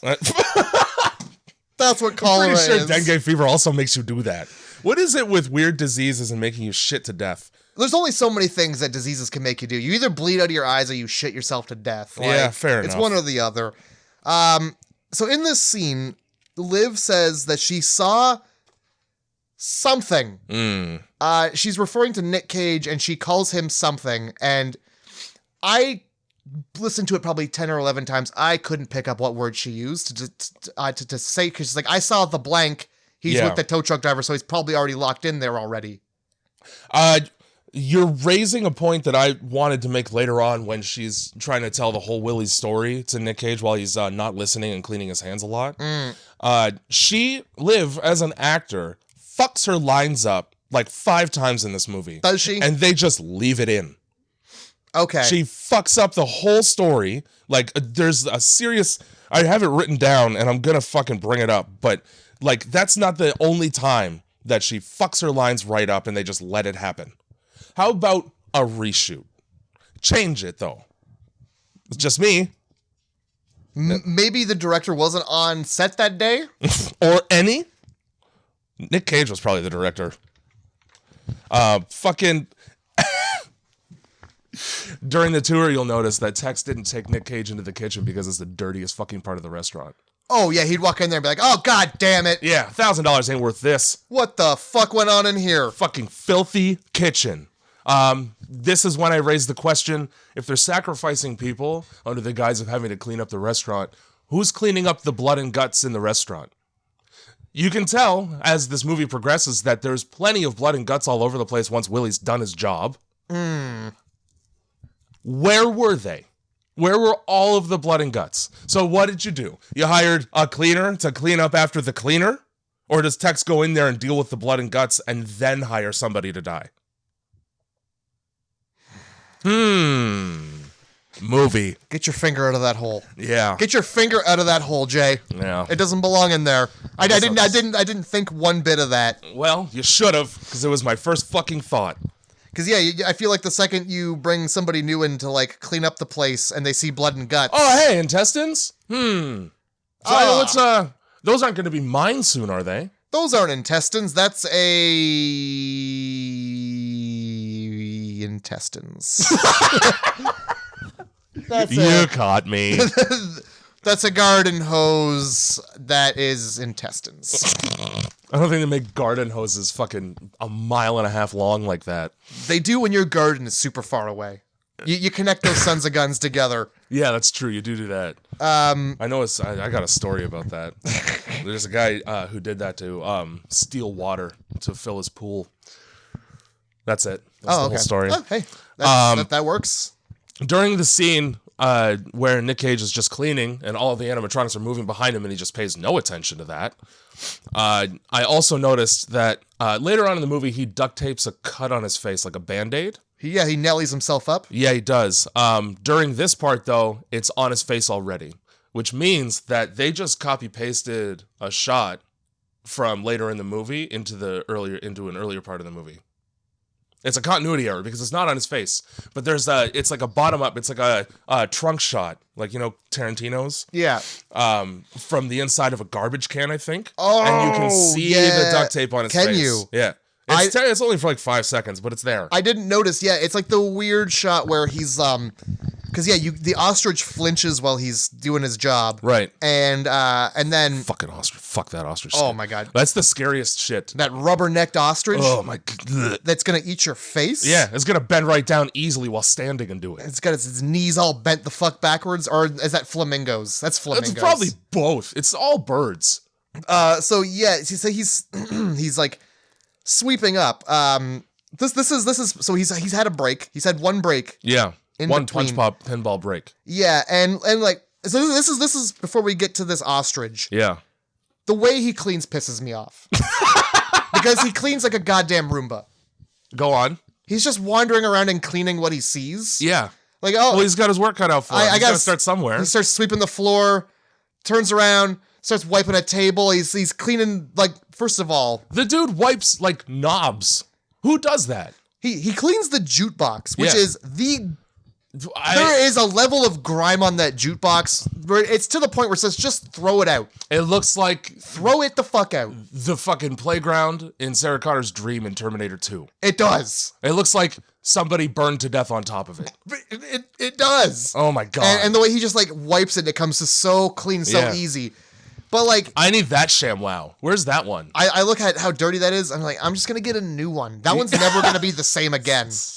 Yeah, there's no way you're going to get inside all of the little keys and everything to get the dust out. It's like a keyboard. Just buy a new keyboard. So he's sweeping the floor. I'll tell you what pissed me off about the cleaning He's taking montage. chairs down off the table. Yeah, just to put them back up again later, you'll notice. And then he goes into, like, the fucking kitchen and he just starts doing dishes while there's still garbage all over the damn place. I don't get it. I fucking hate this kitchen because get a water hammer arrestor for your kitchen.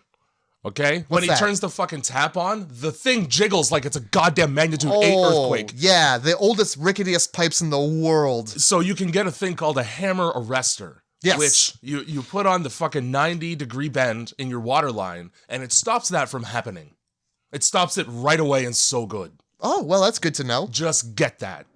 Affix your pipes better, Willy. If you hired me to clean up a place like this, the last thing I'm gonna touch are the dishes. That's true. He goes right into the kitchen, throws his fucking purple punch right in the fridge. Yep. And then immediately starts cleaning those like horrible plastic, like, you know what, American Dad, when they go to Pizza Overlord and they're like, yeah, good, give me another scratched up pitcher full of soda. He starts cleaning those glasses. Like, you're never gonna get those scratches out. The Just go to the dollar store and get new glassware. The scratches are always on the inside. Yes. How are they getting there? Because people clean them shits with the fucking Brillo pad. They have to be. All right? That's what it is. It's the coarse side of a sponge on that for years. It's that, or they're just running it through a sandblaster. Yeah. All day. Either one will get it clean just fine. So, pinball machine. Best part of the movie. Yep. Nicolas Cage treats that derelict pinball machine like a woman he's trying to satisfy. Oh my God. He fingers that thing up and down. He does. So smoothly and sensually. And he basically rubs his dick on it. He does. he thrusts into that thing a couple times. Fuck yeah. Well, you gotta untilt it. That is, like I say, it's cheating. It's Yeah, cheating it to is. do that shit. Okay, but don't tilt. That's all I'm saying. And he cleans that up too on his break. Yeah. Because like Tex tells him, hey, it's important to take breaks. Pace yourself. While you're cleaning. Because I don't want you to get murdered all at once.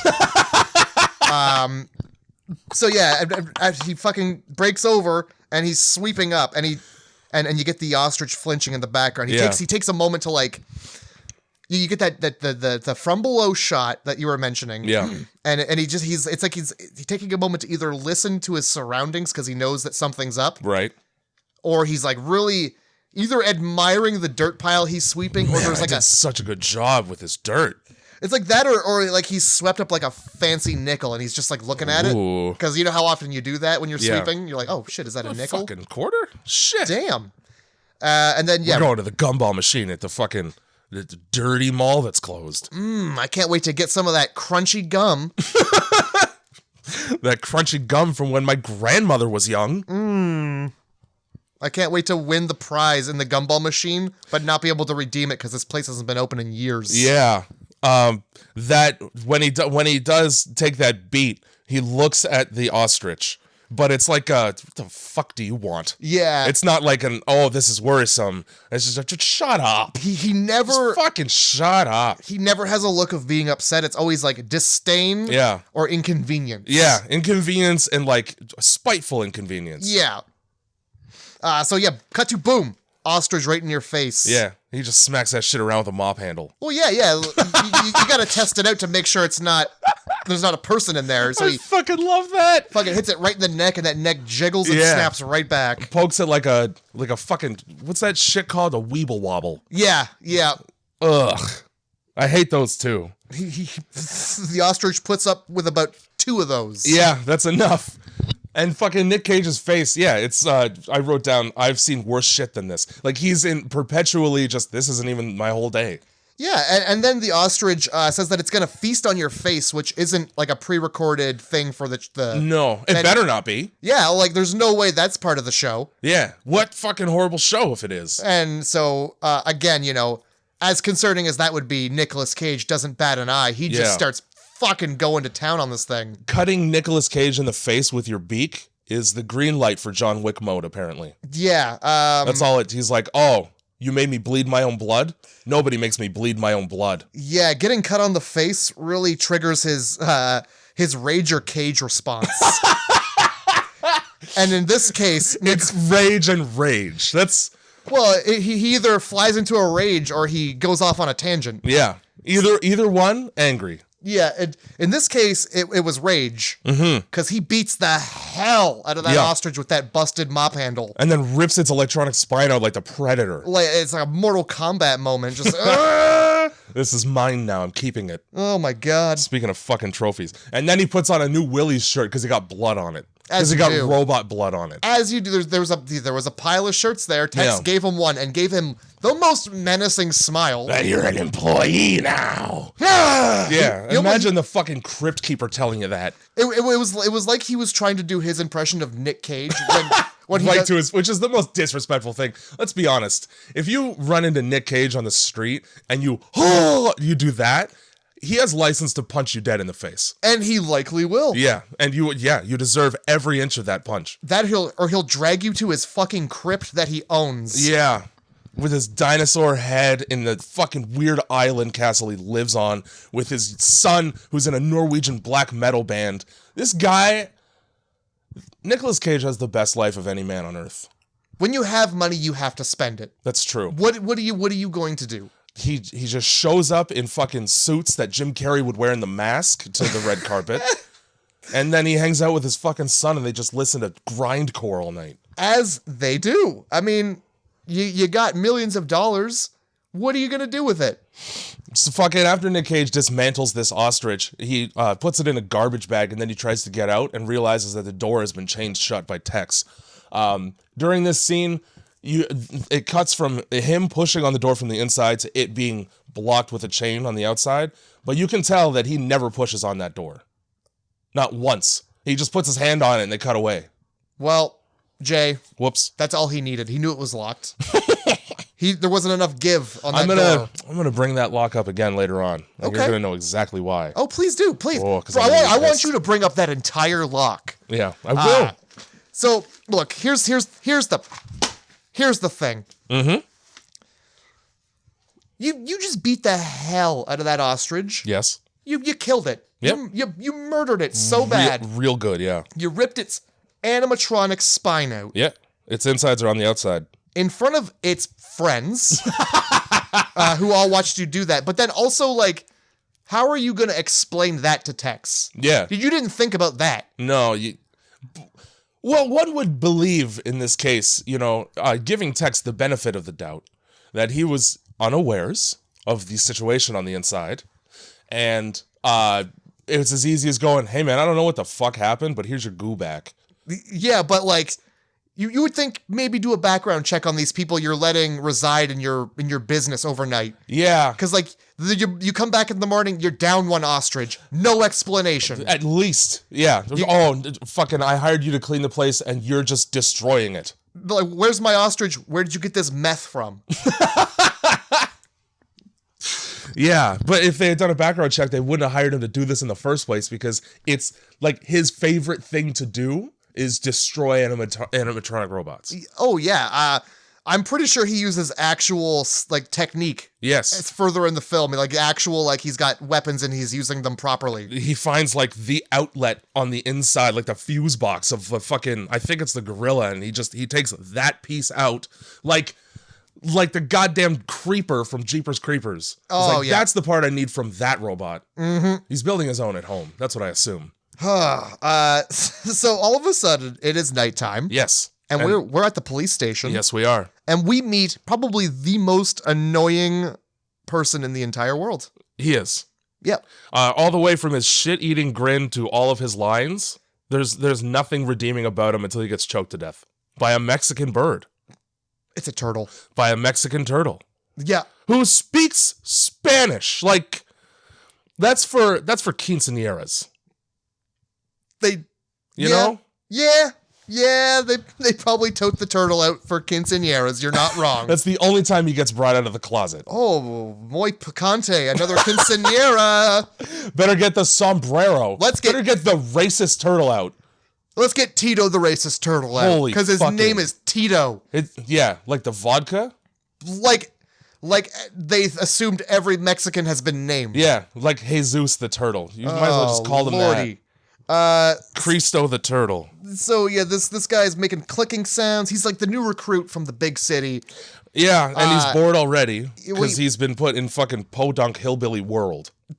He makes the point. He's like, so what did you need? What did you call backup for? I needed another set of eyes on this phone I'm not going to pick up. Yeah, we're going to sit here and hope this phone doesn't ring. That's good. Okay, so you don't need me then. Yeah. Right? I just wrote down the backup officer raises a real good unaddressed point. Yeah, Oh, why am I here?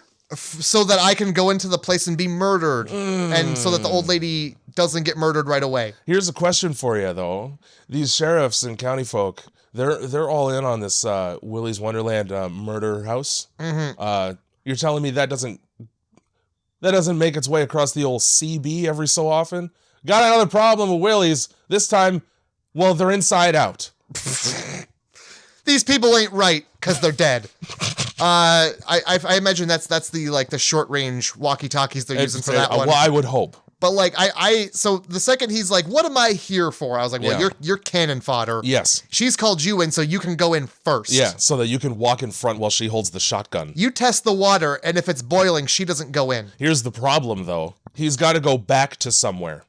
So if he dies, people are gonna notice. Yeah, I think at some point they make a point of being like, "Yeah, we try and find people who." Just like waywards. Yeah, but just any old person. I really like that the fucking bitch goes, we try to find, people with no family, and the first thing you see in the movie is a family being murdered. The first thing you see is a family being murdered, and then a wall of missing persons posters, because those people, turns out, were missed. Yeah.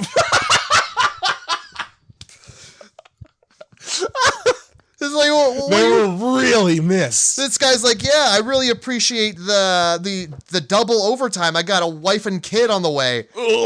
So, yeah, maybe don't send him in first then, because, again, holy fuck, people are going to be wondering where he is come dinner time. Yeah, like in an hour when he doesn't call. Nicolas Cage, though, is the birthday boy. He is. It's his birthday. It's his birthday, and you know what? If he's not having fun, this shit's done. He has his own special way of celebrating. Does he? He does. It's murdering robots, which is cool. Hey, it's like a rage room. Now, if I was hired by a group of people to clean a restaurant, right? And I just got through with the bathroom, and then I go into the bathroom and I find that it's been vandalized, I get pissed. You get pissed? I get pissed right off. You get pissed? Well, I don't give a shit if it's a birthday well wish or not. If you've written it in blood on the glass, I just clean that mirror. All right? That could have been a hint. So much it's a son of a bitch to get graffiti off. Oh, yeah, but he doesn't. He's got super degreaser. He's got that degreaser that's been aging for years. Yeah, and that shit works real well. But still, that's a lot of elbow degreaser. Here's my question. He's cleaning those urinals. Real good. He is wiping. They are yellow. Yeah. And who is in there coating these with piss? Like, not even pretending to aim. And it's the same. Matter of fact, I'm going to avoid the drain with my piss. It's the same level of dirty on the outside as it is on the inside. Yeah. So who's coating the urinal in piss? It's Liv's bucket. That's where she goes to empty it. Like, who's coming back day to day to just piss all over this urinal? On it, not in. And he's wiping it away like it's not piss. Like he's just fine with piss. It's brown and yellow. It's a urinal. If it looks like piss and it smells like piss, it's piss. It's a duck. Pretend all you want. That's not dust. It's piss. Yeah. It's, well, the texture alone. I don't know how much piss you've cleaned. It tends to have a feel to it. It's gritty. Yes. It's gritty. That it is. So yeah, he's cleaning up the graffiti and the graffiti. Please don't spill coffee on my couch. Don't spill that coffee. Don't fucking make me laugh hysterically when I have coffee in my mouth. Then. Holy shit and piss, dude. Yeah, that got everywhere. I almost blew that lid off like a fucking World War II cannon. We would have had to pause the podcast for that. That would have been. We got such a good flow going. That's so fucking funny. Anyway, disrespectful ass robots get what they deserve. They do. Because don't bloody up the bathroom I just spent an hour cleaning. Yeah, don't distract me with your birthday sounds for a gorilla to come in and just. That fucking. Where did you get blood from, first of all? Yeah, you get a tampon. So the gorilla's hiding in the barrier freestall because that's the only one he can fucking fit in. Nicolas Cage, when he hears the words of a robot from a bathroom stall, he kicks in every door except the only one big enough to fit a gorilla behind it. Not only that, like, so the gorilla's like, hey, do you want to play hide and seek? Well, No. You've given me no choice. You're already in your hiding spot. Oh, there's a choice. The choice is no. And then he's like, you'll never find me. Good. I'm not looking. That's perfect. That's exactly what I want, is to not find you because you're a disembodied robot voice that isn't supposed to be here. I'm the only person here. Guess what? Let's play hide and seek, as a matter of fact. I'll count to 300 million. Yeah, because he's got 4 options, and it takes him 4 chances to find this gigantic gorilla, which, by the way, he doesn't see it first when he kicks the door in. I don't understand. Where were you hiding in the stall? You're the stall. He doesn't even kick. He's very respectful about the handicap stall. He opens it. He delicately opens that fucking door. Just to make sure. You don't want any wheelchair people to get frightened. Yeah, we don't want to damage the nice electronic gorilla just in case it's there.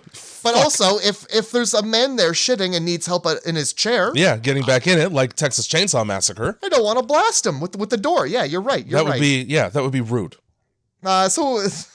This is where he gets a gorilla greeting. So the gorilla says. Yes, he does. Gorilla greeting, which is just getting kicked in the gut. Yeah, hard. Oh, a swinging gorilla kick right to the gut. I'll just say bye now. Yeah. I don't care about your greeting. No, yeah. Bye. This is not my thing. I don't like to talk to people, so motherfucking I forgot that he said that, but he goes, gorilla greetings. Fuck you. Mm-hmm. If somebody said that to me right before they kicked me dead in the fucking solar plexus, I'm gonna have more than words for them. Yeah, I'm gonna break a rib every time somebody comes to my house. Hey, Whitey, welcome. And just kick you down the fucking stairs. Oh, Whitey, welcome. That's just a fucking torch in your face. No! That's what it is. That's not what I was going for. That's what it is, though. You said Whitey. I was trying to describe myself. So fucking Gus the gorilla gets fucking urinal curb stomped, which is so rough, dude. This is my favorite one. Yeah? Yeah. Because that's an infection. That is. Ugh. And like... And it's not like an accidental curb stomp. Nick positions his whole head over over the dick and balls part of that urinal. It's a better curb stomp than in American History X. Oh, it is. And it is just, I like that he doesn't break the urinal. Yeah. But he breaks the gorilla's head. Yeah.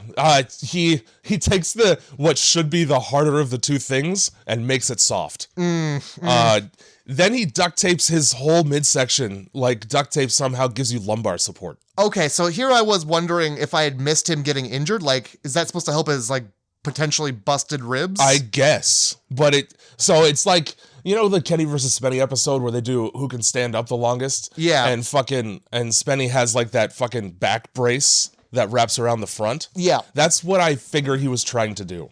But it's tape. Mm-hmm. That shit moves with you. Yeah, it's just going to be a pain to rip off your skin later. Oh, and Nicolas Cage is not a hairless man either. No, he's not. Not that I can see. He's quite hairy indeed. So yeah, before he does the urinal stomp, that gorilla's like, I thought we were friends. And then blood. All over Nicolas Cage's face. That's what you do to your friends? Yeah. You have your period all over them? Oh my God. I noticed immediately that the duct tape was removed right after they shot that because there are no ripples in his shirt all movie. Wow. Can you blame him? That would have you can't bend over with duct tape. You're stuck in an upwards position once you seal that the folds? Yeah, the folds. Yeah, there's no bending over because your back skin's super tight. That's true. And also now you have no hair on a weird section of your body. Hair everywhere else. Not the stomach and back, though. Yeah, it's weird. You got this weird naked stripe around your fucking body. Like the Michelin Man. And now it's break time. It's break time, and at this point I wrote down, obviously Chris wants that Liv Taylor. I'm proud of myself. That's all that matters. You did well. It's break time. While we're doing a pinball break, we get the gear up scene of way more gas than any teenager would ever be able to purchase at one time. Oh, yeah, for sure. These are for all of our dirt bikes. 1 gas can per child. Mm-hmm. I believe that's going over the limit. And then, why do you need it? You already poured all kinds of gas before you got arrested that day. I feel like that, like, gas doesn't work like that. No? It goes away after a while? Gas isn't what ignites. It's the fumes. Yeah, so those being exposed to air, I feel like those dissipate after a while. Sure, all right. Didn't expect a 17-year-old to have the fucking knowledge of a tradesman, but here we are. Yeah, I didn't, here we are. And they're really smart about the way they pour gas, because the one guy's like, hey, stop pouring gas so close to my gas. You're getting gasoline in my gas. We can't cross the streams here, guys. Yeah, I'm really... It's going to open a hole. They just, like, bicker about how they're just pouring gas next to each other. Like, guys, come on. It's all the same gasoline. Fucking Nic Cage sees them outside pouring gas, and fucking Liv knocks on the window and goes, hey, man, get the fuck out of here. We're burning the place down. And he goes, whatever. Well, so let's go and get the man who has no interest in surviving. He's got a job to do. I understand, but also he's willing to stay in the place. Just burn it down then. Fuck it. He's survived this long. He's gonna get out. You telling me you're gonna burn that place down after he spent all night cleaning it? Yeah. There's robots in there killing people. I don't give a shit how spotless it is. You can have the squeakiest, cleanest balloons. But if they get spattered with blood at the end of the day, you're not about it. That's how it goes. Matter of fact, I wrote down that they didn't tell him that they're burning. They just like, get out. Yeah. Probably should have said, hey, we're going to set it on fire. Yeah, there's some kids showing up at a window. Get out! Why? So you can mug me when I leave? Exactly, no thanks. Yeah. I'm going to stay inside. No, we're burning it to the ground. Oh, that's what that smell is. Yeah, that would instill some urgency. I thought I was just getting dizzy because. So, Liv decides that she's going to risk her own life with the murderous robots twice her size in order to save the man that she's never met before. By getting into the vents. Okay, this is where I told you I was going to bring up that fucking handcuff scene again. Okay, bring it on. Why doesn't that bitch pick the fucking front door lock? She picked handcuffs. She has the skills. They're in place. Get the padlock off and open the front fucking door. The big double doors. Also, these vents are bigger than Willy's Wonderland. Yeah, they are. Liv can basically stand up straight in the HVAC. That's never existed. There's no ductwork that big. I've been on plenty of job site, all right? I've been inside restaurants as they're being built. You know how big the HVAC is? You could barely fit a raccoon in that shit. That's probably for the best, or else raccoons would probably be in there. And you know why the HVAC's so big? So the fucking robots could get right in there. Because that's what they do. Well, yeah. Well, Jay, listen. This place was built in the 1996s. Yeah. I almost said 1900s, but that's... Well, it's correct. It is correct, but more specifically, 1996. Yes. Times were different. Okay. Vents needed to be crawled through. By an alligator. Yeah. Because that's what happens. Well, yeah, and people think when your problem is that the animatronics sneak around the fucking whole place and kill people, you'd make it hard for them. You think. You would think. No, I'm gonna give you a fucking a roof hatch access tunnel to every room in the place. Well, the issue is slither in and out of there. Once you find out that the animatronics are murderous, yeah, it's too late. The building's been built. You can't send a crew in there to change the vents out. It's called a change order. It happens all the time. Oh yeah? Yeah. And that's just something that casually happens in a building full of murderous robots. And the murderous robots go, we understand. You guys have a job to do. We have a job to do too. So if you could hurry up, we have teens and families to murder, even though we're murdering drifters only. Yeah, well, renovation's always a nuisance for someone. It is. And I mean, yeah, there's always got to be somebody disadvantaged. I guess this time it's actually the construction workers because they have to go into the fucking murder house. Outside while she's crawling through the vents, this is just the time to spark one. Yeah. Let's just blaze one up. What kind of weed is this? No clue. You're better at selling weed than this kid is at growing it. Well, hey, the thing is that's the strain name, though. It's actually called No Clue. Yeah. Because you know what? He knows nothing about it. Exactly, though. That's the problem. Know about it. Nah. What are you You're giving. You're out here fucking breaking down like terpenes and shit. THC percentage by volume. Well, how are you? You can't know that when you're just giving seeds, right? You just because he I grew wouldn't trust those seeds from. It's either a skunk weed or it's got fucking fentanyl in it these days. I don't know if you can grow fentanyl. You probably can. I don't. Either way, You sprinkle it on top like coriander. if you're gonna just get seeds, yeah, I guess ask a couple questions. Yep. But yeah, for people, it seems like people who don't smoke weed that often don't understand the appropriate times to blaze one. It seems not. As a matter of fact, it almost seems as though they choose inopportune times deliberately. No. See, that's the best time. Oh, that's just whenever it's happening is the best time? Well, yeah, because like their job was to find an exit. Mm-hmm. So we got high. Yeah, well, like Afro Man. First of all, yep. If you're not smart enough to just go out the way you came in, that's your own problem. Especially when I'm sure that vent cover is big enough to fit a car in. Exactly. Oh, what, the exit? The only place where there's clear sunlight coming in. Or moonlight, I guess, because it's nighttime. Exactly. So that isn't good enough for you. We're going to get stoned and come up with a better way. Yeah. Let's go to the roof. Let's think outside the box. Yeah. No, they thought on top of it. Well, yeah, they went to the roof. In this case, it doesn't work out very well. No. They did pick a very inopportune time, but normally when it seems inopportune, it's actually the most opportune. Oh. Well, I guess I'm mistaken as opposed to when my alarm clock goes off. Yeah, my bad. They're pouring gas. What is her goddamn name? I don't Kathy. fucking sure. Kathy Doesn't look like a Kathy. She looks like a whore. Jesus Christ. Is this the scene where Kathy pours gasoline with her whole ass? Yeah, with her assaline. Yeah, she pours gasoline with her assaline. They take the roof access ladder, and Bobby makes sure nobody stares at her puss and ass, despite it being everything and the only thing you can see while she climbs the ladder. Yeah, she takes that ladder, and immediately all the dudes just, I want to be the next one. I'm next in line. They start like fist fighting. Oh, is that an airplane? Boy, sure is a starry night up there, eh?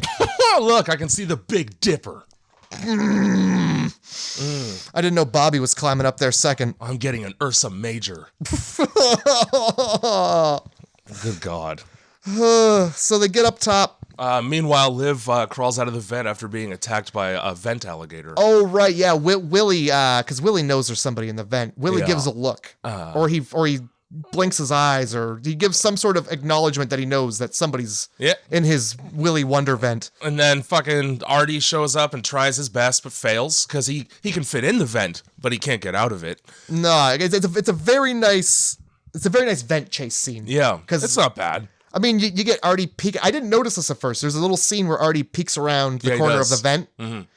But then it's like annoyingly fast forwarded. The other thing too, when he pops in, like when he turns that corner, it's totally CG. It's like the only CG, not the only CG in the movie. Later on, there's tire smoke.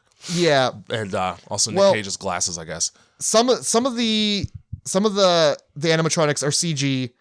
Sometimes they're puppets. Yeah, and other times they're people in costumes. Yeah.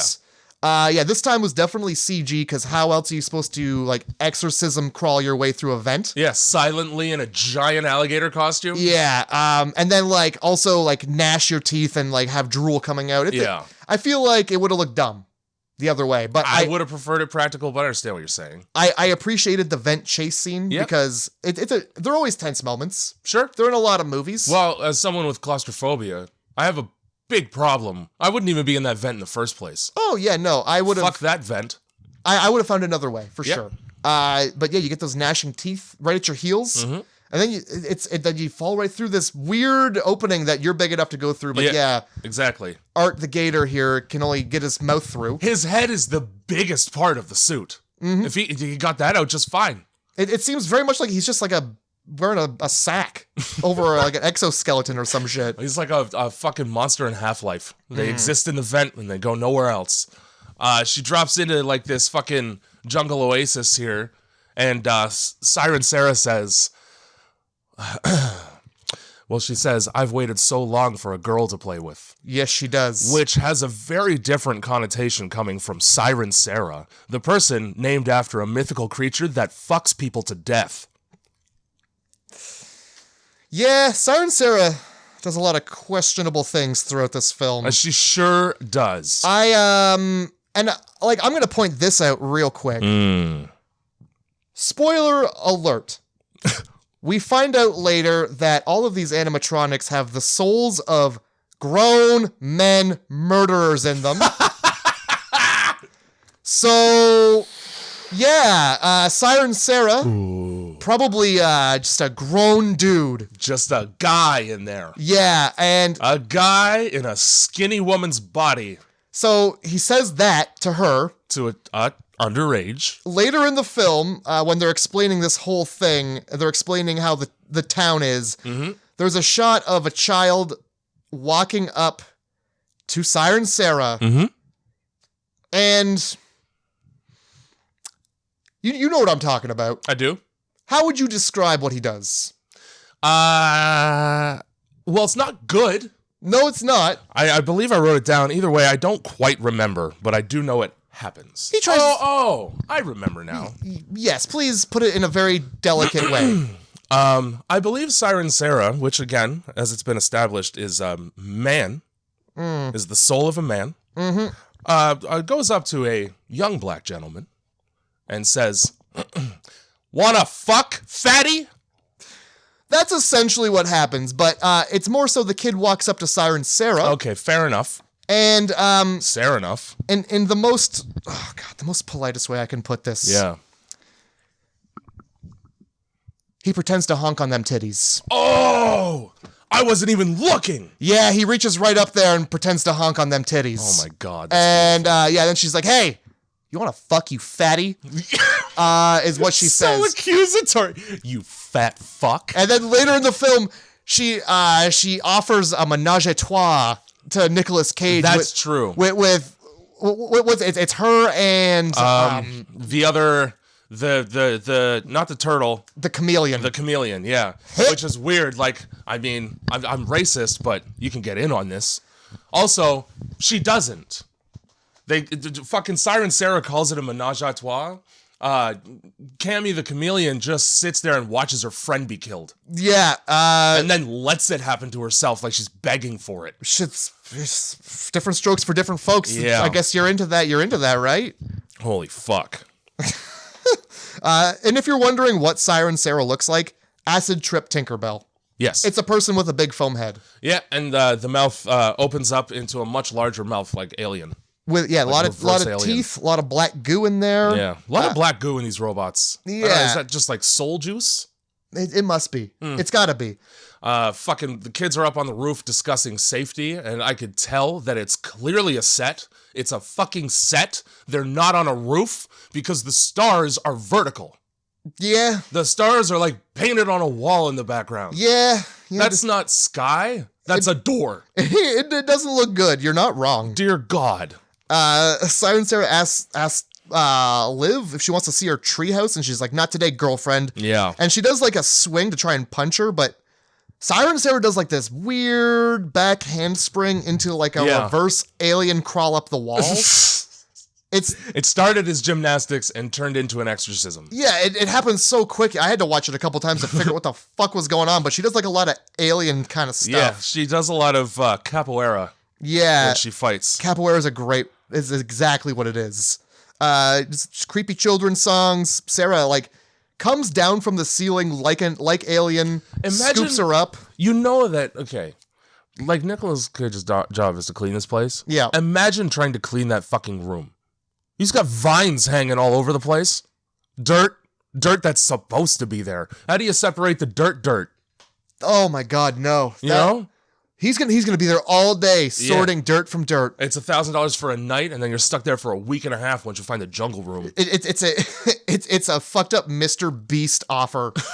Hey, I'm gonna give you $1,000, but you gotta sort this dirt from that dirt. Yeah. While murderous animals try and fuck you up. And make sure the dirt that we want is right where we want it. Once you sort that dirt out from the dirt, put the dirt back. And then halfway through, he just brings in a load of teenagers just to fuck his shit up and make his job harder. This is just a fucking horrible prank. This is a Sam Pepper prank on Nicolas Cage. Yeah. This whole movie. And Practical Jokers really sucks these days. So, yeah, this is where they all fall through the roof? Yeah. Is this where they fall through the roof? It is. They fall through the roof into the ball pit, which, let me tell you, if you're falling 20 feet, balls ain't saving you. I thought it was pretty weird how, like, right before they fall through the roof, Bobby is in an argument with Chris, saying something about, like, when you kiss that ass, you ain't gonna get that ass. Yeah. And then he walks away to leave, because this whole time, Bobby just wants to get the fuck out. Yeah. Bobby had no interest in being here in the first place. Except he was the most interested when they were in the trailer. He's like, I want to fuck them up for what I've seen them do. That's true. And then the second they get there, he's like, all right, well, I'm going to leave. Yeah. I'm out.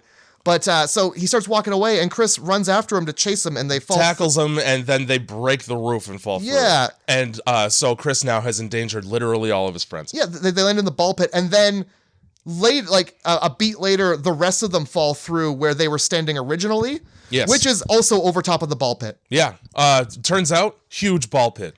Wish DashCon had that one. It must be an odd cone-shaped breeze blowing these children in. So a vortex of the ball pit sucking people in. Cone-shaped breeze. It's like that Willy Wonka tube where you just fucking in a circle and then just down. It's exactly that. Fuck's sake.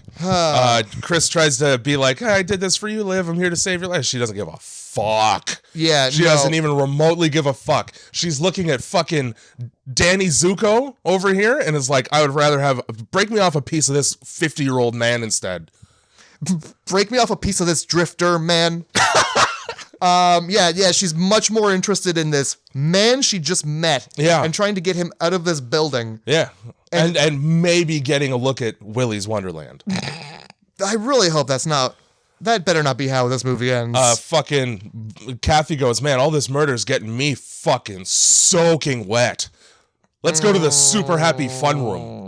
Tell me about the super happy fun room, man. Oh, yeah.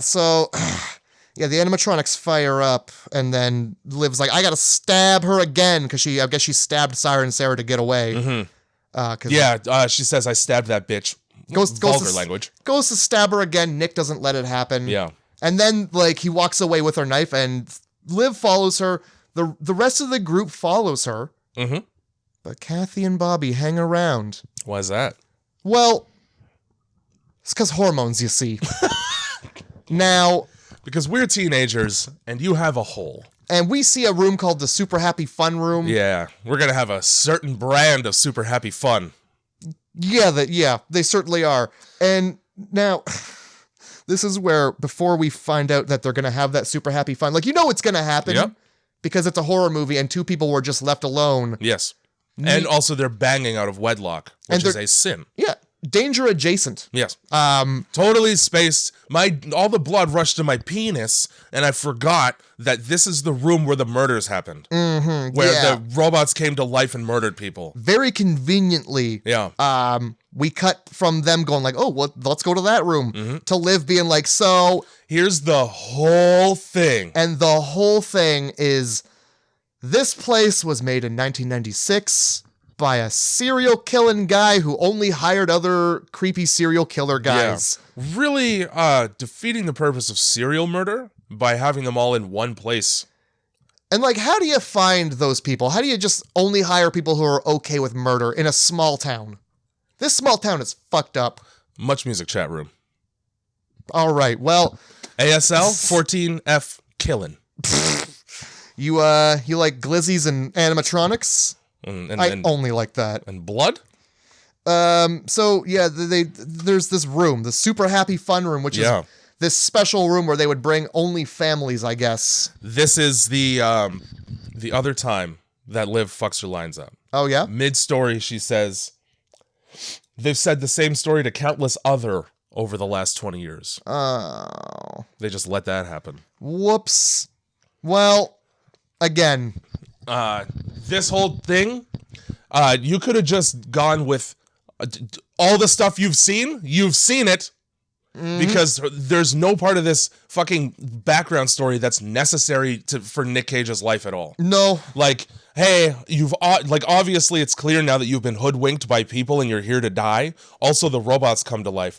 Oh, that's right. I could have just said nothing at all. I could have just said robots. Yeah. But no.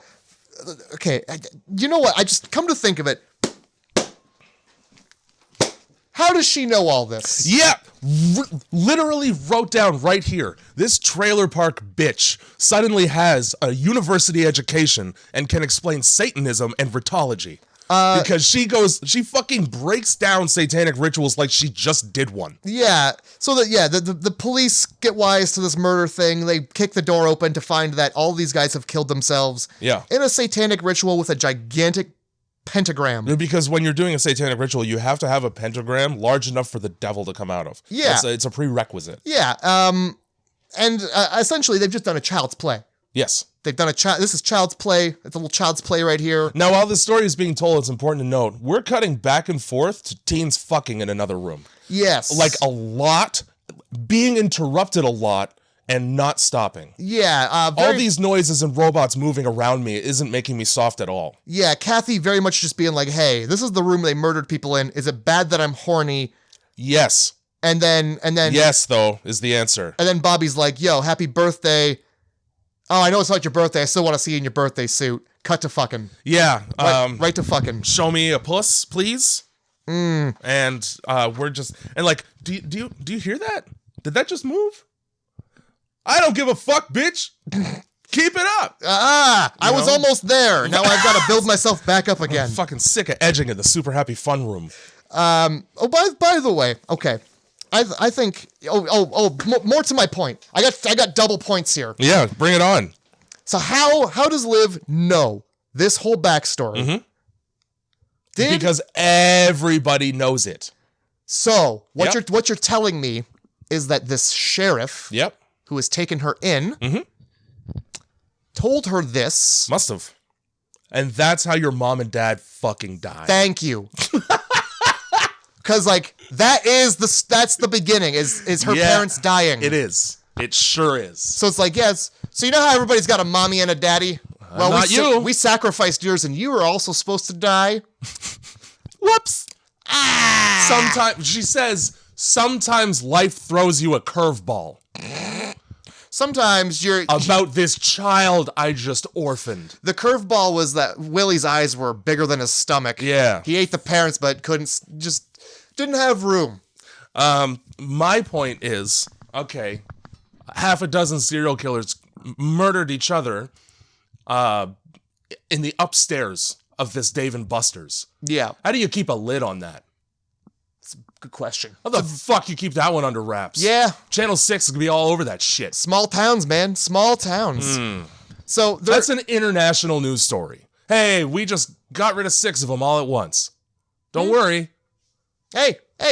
You know how everybody was missing? I don't think we're going to have that problem anymore. The Trail of right? Tears is now 10% safer. Oh, no. Made a deal with the devil to put me in a fucking a robot weasel. Hey, Satan. That's a fucking dirty genie trick. That's like, it's like going to the pawn shop and getting ripped off. Yeah. Turns out the devil's one of those genies that like it's the monkey's paw genie, where if you're not clear enough about your wish, he's gonna fuck around with you. Yeah. Oh my God. I want $30 million. You got it. It's in pennies, and I'm dropping it on your head now. You know? Yeah. It's exactly that. Hey, I want to live forever. Okay, but as a robot weasel, right? Yeah. This fucking I want to be rich and famous. You are for dying. This fucking super happy fun room. Yeah. They're trying to reopen this restaurant. Yeah. They're trying to make this a fun place for families to come back to. So they're trying to make it seem, maybe clean the pentagram up off the floor. Maybe make that the first thing you scrub up, huh? Hey, Nick, I know you got your work cut out for you tonight. I want you to focus on the room where the satanic ritual happened, though. Yeah, you know that's okay. You know where those grown men killed themselves and made that big pentagram? Oh my fucking God. Maybe fix that one. Yeah, maybe keep kids from fucking on the giant pentagram. I don't know. I don't know if that's bad, but it seems bad. It seems like that might summon some demons if you fuck on the pentagram. Holy shit. That's like the ritual. Yeah. Isn't it? I feel like that's like 80% of it. You need like 3 dudes in cloaks watching. They all sit there and just let the weasel sing a song about murdering them to them. Okay. This is fucking baloney. Okay. You're telling me that this weasel firing up, knowing full well that all these animatronics are murderous. Yeah, because the story is well, it's public record. Yeah, and this weasel's gonna fire up and sing a song about 6 chickens. Yeah. And then there are only 5 chickens left. At the end of the song. Where'd that go? Where'd that chicken go, Willy? That's a warning. Yes, it is. You don't want him to finish the song. No, because eventually there's no chickens left. Yeah, there's just a weasel. I think this is also where, like, yeah, it starts up again, and they're like, hey, I think it's time for all these birthday boys and girls to go nighty-night. And then fucking Christian Manaletti gets stabbed through the back. It's my fucking birthday. It's like the middle of the afternoon. Yeah, and then, then the knight comes out and stabs. Yeah, yep. Now, that's only one chicken that went nighty-night. Does he have a pun for every other one of the chickens? No. Does he have a song pun? I don't think so. No? He would be blew nice. his whole wad on the first murder. He did. He really thought he was going to get all of them in one song. Oh, shit. But then they beat the piss out of that knight.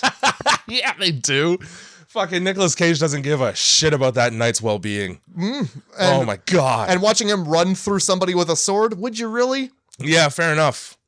I don't want him using that sword on me. What, they like cut his head off, don't they? Yeah, because Nic Cage, I think he comes in, I don't think he comes in to actually kill this knight. I think the teens just do, right? Because he's on his break. He's playing pinball, and he's like, it's important to take breaks. So while you're getting stabbed, you're on your own. Oh, right, yeah, so he goes for a break, and then he comes back, and then I think he just slams the knight's head up against the wall. Yeah, like a bunch of times. Yeah. Yeah. He's really a huge fan of slamming robots' heads against walls over and over. And, like, I understand they're robots. There's probably mechanisms in there, but is that really going to do damage? It's not like there's a brain that's going to have an aneurysm from being crushed against a wall. You say that, but all the goo came out. You're right. You know? You're right. There's jugs of goo in these robots. Jugs. Nicolas Cage makes such a point of like dismantling these robots gorily, like he's not the one who's has to clean up his own mess. Well, he does though. I think does he not go back and clean the bathroom? Yeah, and fucking he puts them on garbage bags. He's like, I'm just really making my job harder here. Pile them up at the door. Fucking text comes out. That's the first thing that he sees. Like, yeah, how's that? I just ruined thousands of dollars of animatronics, you piece of shit. That's what you get. You let a meth head stay the night? Use ZipRecruiter next time. Yeah. Well, ZipRecruiter. For when you're in a pinch and you need somebody now. You need a janitor for your fucking demonic ritual murder house? When you need somebody who's not going to say boo about nothing. ZipRecruiter. We keep our mouths shut. Oh, shit. Fucking Nighty Night. Yeah, So and now he's dead. Yay. Mm-hmm. There's I liked the bit where Nighty Night takes a swing at somebody else, but that dude slips in blood and just misses the sword. Yeah. Fully thwarted a clothesline just by mistake. Yeah. I don't know what's worse, getting the wind knocked out of you or your head cut off. Really National Lampoon's his way out of a decapitation. It's pretty embarrassing, really. Yeah. Oh my god. So they call out to the sheriff, and the sheriff waits all of 5 seconds to hang right the fuck up. Oh, where are you guys? Oh, you're at the demon house? I don't want anything to do with that. Prank call, that's for sure. Sure. First of all, you see the fucking phone that she used? I guarantee you that guy could hear every word on the other end. Oh, for sure. Like, I just heard your whole conversation because this phone is from 1858. I could hear the murders happening in the background. My fucking God. And then they just call right back. Lives here. Ah, whoops. Now I care. Ah, boy. All right. Well, now I care out of guilt. This throws a whole wrench into the situation. I'm going to tell you right now. Go ahead. There is like a jungle room. Yep. There's a super happy fun room. This place is the size of a town. There's an arcade room. Yes, which is where I'd be spending all my time. This like children's fun place has too many closing doors that lock. For me to be comfortable bringing my child there. A lot of places where kids just walk in and they never walk out. Or at least you don't see them do it. I feel like Siren Sarah gets a kill in here somewhere. This is the the wanna fuck fatty was right here also. Yeah. Or at least it was close to now. I think that was in the backstory. Yeah. I think around this time, Bobby and Kathy get destroyed by the chameleon. I believe it's the chameleon. It's the alligator. See, they all look the fucking same in the dark. All right. Yeah, the alligator was like perving on them, humping. And Yeah, then, he was watching for an inordinate for a grown man watching and two teens banging. He really, again, these are adults. yeah. It's the kind of like, oh, this is gonna save me from getting caught with a VHS tape. And whoa, Jesus Christ, they are sickos. But for like a robot who doesn't have a dink, like, Yeah. what's he watching for? What are you pulling on? Your nodes? Your nodes. He's gonna go up in that cloaca later. He's gonna fucking discharge his electronic batteries. Oh my God. Anyway, yeah, so he's watching and then he just like runs up and bites on the dude's arm with his Fisher-Price teeth. Here's my thing, right? For the angle that it was shot at, looks like the alligator went straight for Bobby's dick. Looks like he went straight for it and really went to town on it. Well, for that to have happened, he would have had to go through Kathy first. Well, Kathy gets knocked right the fuck out of the way. Oh no, she doesn't. No, she doesn't? She stays on that for a little bit. For a little, but then eventually she gets knocked off of there. I think she chooses to back off. I think she gets up off of it and backs up after a while of him getting bit on while she's still got it up in there. Pretty sure. Don't know why there's an epilepsy room in the child's playhouse. I was also wondering about the epilepsy room. Not really sure what part of a birthday party involves the epileptic fit that you cause with the fucking strobe lights. It's a birthday party. Happy birthday, seizure. Have you not had a birthday party where you haven't had to put a wallet in somebody's mouth? That's like, it's like pin the tail of the donkey and also put your wallet in Timmy's mouth. And now everybody eat cake. Pin the wallet on Timmy's mouth. How's that? Oh my God. So I kept referring to the fight with 99 as a 90 fight. I wanted to make sure I said that out loud into this microphone. No, you said that. I said that when he ran through the kid with a sword, that kid got nighty-nighted. Yes. Rife with puns. And that's that. Let me tell you. So, yeah, Nicolas Cage covered in blood, just toting these dead robots in garbage bags. Here's my thing, right? At what number do you go, I should probably deal with all of them? See, how many do you have to be attacked by before you go, these are probably all bad, and I'll just nip this problem in the bud?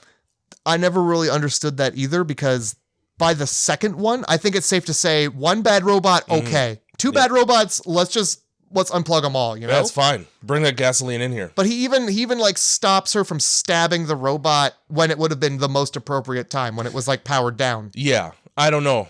I don't get it. Maybe he wants to be the only one with blood on his hands? Maybe with goo on his hands? Maybe he cares about it being a fair fight? I guess. Oh, he's looking to get his thrills in here. I guess so. Maybe he's like, I was hired to do this job. Fucking Nic Cage and Liv, I'm pretty sure at this point they're the only ones alive. Almost. They go into the fucking super happy fun room, and Nic Cage looks around like Luna the Clown on the big comfy couch. Like, look at this big mess. Who the fuck's gonna clean this up? Not me. And then he just leaves. Well, he just fucking closes the door on that shit. That's not not my $1,000. He walks in there, and you got fucking Art the Gator there munching. So he grabs Art the Gator by the mouth. Yeah, he does. He opens it wider. He makes sure that he could fit the whole submarine sandwich in one bite.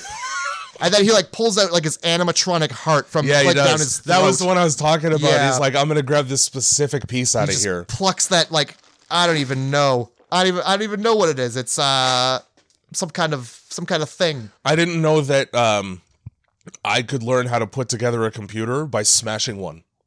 Yeah, well, you can. Turns out, if you get a good enough look at where the parts were before they exploded outwards, you can pretty much put it back together. Yeah, it's like a puzzle. So we get yeah. So he just closes the door on that fucking I mess. just totally gives up on cleaning the super happy fun room. Fuck it. There's 2 dead teens and an alligator in there. Yeah. That's reason enough for me to close the door on any room in my life. We just lock that door, and we don't talk about the super happy fun room anymore. Yeah, we chip the wording off the window there. No more super happy fun room. That's just the room. Yeah, we take the super. It's just room. Fuck. Yeah, I forgot Chris is still alive because this is when we get fucking Cammy the Chameleon being like, oh, my bigotry problems. I'm not like the others. I'm trapped in here. Help me. And then, like in the same breath, though, I just want to see the other side. Yeah. Oh, Yeah, she's like, I can help you. I don't know. can show you the other side if you can help me. Yeah, like, how is that enticing at all? No. I'll see the own side on my own time. Yeah, Thank you. Rock in a hard place. Yeah, this other side, when it gets here, it gets here. I'm not in a rush. Later on, the sheriff says she's like, I got a real Hobson's choice, which is a fucking lie. You didn't. That's a Hobson's choice. I'm going to explain to you right now what a Hobson's choice is. Please do. Because she says no choice at all. A Hobson's choice is basically take it or leave it. You can have this or you can have nothing. Well, I guess it's one where it's like my hands are tied. Yeah. Okay.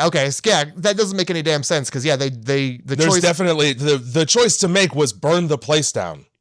And it's really weird that they don't just conspire to burn the place down. They're animatronics. Yeah. Get them wet. Use that degreaser bottle. Bring them out in the rain. Like a cat you want to stop clawing the couch. Just open the door, fire hose. Yeah. They all stand in the same spot when they're not moving around. Yeah, and they don't move during the day, apparently. So You got fucking 16 perfect hours to deal with this problem. That's 5 hours to plan it, 2 hours to find what you need. Mm-hmm. And it's not even sundown yet. Yeah, and then you got time for lunch, to go for a walk, catch a game. Yeah, boom. But no, instead of that, let's break a deal with these fucking robots. Yeah, let's continue to kill people for these robots. Absolutely you do. So this chameleon doesn't fucking look like a chameleon. No, it doesn't. At all. Why does it have a triangle on its head? Why does it have intestines for a tongue? These are all good questions. That's the thing. That's when they kill people, they're assimilating body parts. That's what it is. That would be all right. It's like the creeper again. So it's just the chameleons. Only one actually using the parts. Well, it's a fucking dirty, shifty chameleon. Jay, easy. They say it in the movie. I don't care what they say in the movie, Jay. That's not appropriate. Literally, they make fun of my colorful skin. This is a perfectly fine chameleon. You don't know this chameleon. You can't make judgments about it. I'm gonna go off of its longtime friends and theirs. All right, they seem to be up. They seem to be up on the knowledge. So Chris comes out of hiding at the first instance of a guilt trip. Yeah. That's how quickly it takes him to just fall for that bullshit. Chris is an incel. I need this to be known out loud. Because his way of courting a woman is to orbit her, and then I feel bad for the murderous robot. Mm-hmm. I can't control my guilt. I'm going to fight this guy who was saying she's not worth it on the roof. Because my friend saw him say that. Yeah, that makes sense. Take this, Bobby. Why don't you go hump your girlfriend? Anyway, I don't know what it is about a guilt trip that fucking makes you forget that your friends have been murdered by this exact thing. Yep. Like, you know what? I would call you the N-word too. It's a robot. They don't like how colorful my skin is. Yeah, I don't blame them. I don't like how colorful you made the floor red. I don't like any of it. At all. I don't have a part that I can find that I like about this situation. I will peace on that. So God. Yeah, he gets fucking choked to death. He gets a dry humpy choker. It's good. Yeah, he gets lassoed, and it's at this point Nicolas Cage comes back from break with a hose. Yes, he does. And he also gives a lasso to that fucking chameleon. Yeah, his is better. I don't know where the fuck he got that hose or what it's for, but it's like the heaviest duty fucking big O hose. Doesn't look like you'd be able to tie it in a knot. No. Yeah, it's like rigid spooled. I don't know. It looks like it looks like That's the kind of fucking black wire that you find like on the giant wooden spools. Yeah, That's how they ship that. I was thinking that, or it's the hose from like, because it's a dishwasher, right? So they got to have that handheld like spray thing. I was thinking maybe he just yanked that out. Maybe it could just be the dishwasher drain. Usually those are like that. It's like an accordion. Yeah. Either way, he wraps it around her throat like a fucking cowboy's lasso and just pulls her around, and that's that. It works. It vaguely works. Right here, I wrote, "This is what happens when women don't put out. You end up endearing yourself to an animatronic chameleon, basically getting a Jeffrey Dahmer body pillow for emotional support." Okay. How's that? That's good. It is. That's good. Sometimes I have to write jokes. Where the fuck are we here? We're at Sheriff is showing up with her sacrifice. Yeah. More expositional dialogue about how you came to into possession of a child, which that's what we're going to call it, because it's not like she's raising Liv. More so just keeping her. I would use the word keeping. I think keeping's a good way to put it. Right beside the radiator where she belongs. And this is where I wrote, and I said this at the very beginning, but this makes the lore worse because they grew into this place, basically. It was erected and run by serial killers, and for some reason Tex just wants to reopen it. He bought it and wants to. There's no explanation as to why any of that's the case. Also, with demonic animatronic fucking animals in it, how are you going to reopen that shit? Just open it right up. It'll be fine, I bet. Now, Jay. Mm-hmm. You've fallen for the gimmick here. You're listening. I understand that it's a lie. You're believing too much of what Tex is saying. I think he tried to open it, and because he found out the gross reality. The thing is, before he bought it, he must have known about this shit. Nah. Again, no realtor is keeping that news story under wraps. Oh, Unless he just moved to a small town and went, "I'll build this back up," despite not having the infrastructure or population to staff it or get my money back. Well, see, I think honestly, with now, I'm not a realtor. Yeah. But I feel like if you wanted to make a sale, the last thing you would do is bring that up. And legally, you're not obligated to bring that up unless somebody asks a question. That's true. So now, with that being said, you want this building? Yeah, let's go. I actually have the paperwork filled out right here. Take it, please. You're giving me a real Hobson's choice.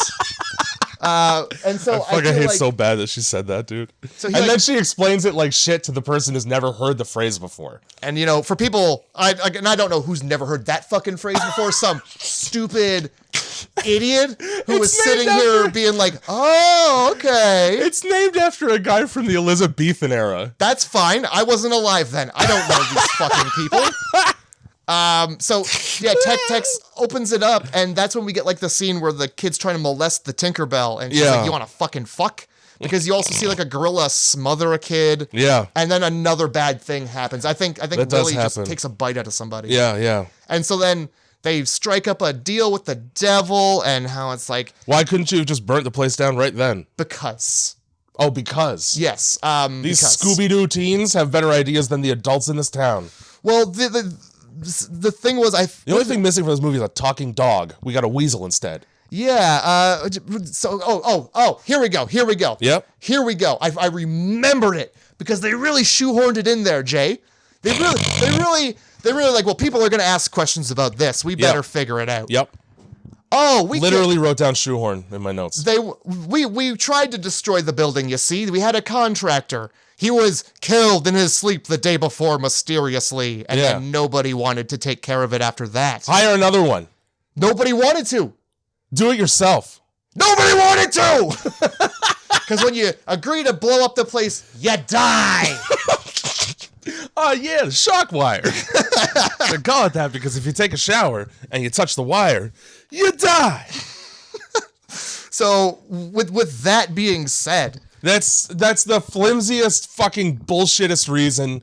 Fucking Nicolas Cage is one man in his 50s with a bad back, and he's already dismantled 3 of these things. Right? You're telling me that a town full of hillbillies can't handle that? So, their solution was to instead rack up a deal where they instead feed these machines people, because if murder they don't, human people. if you don't, the machines leave the building. Yeah, and then murder human people. Yeah.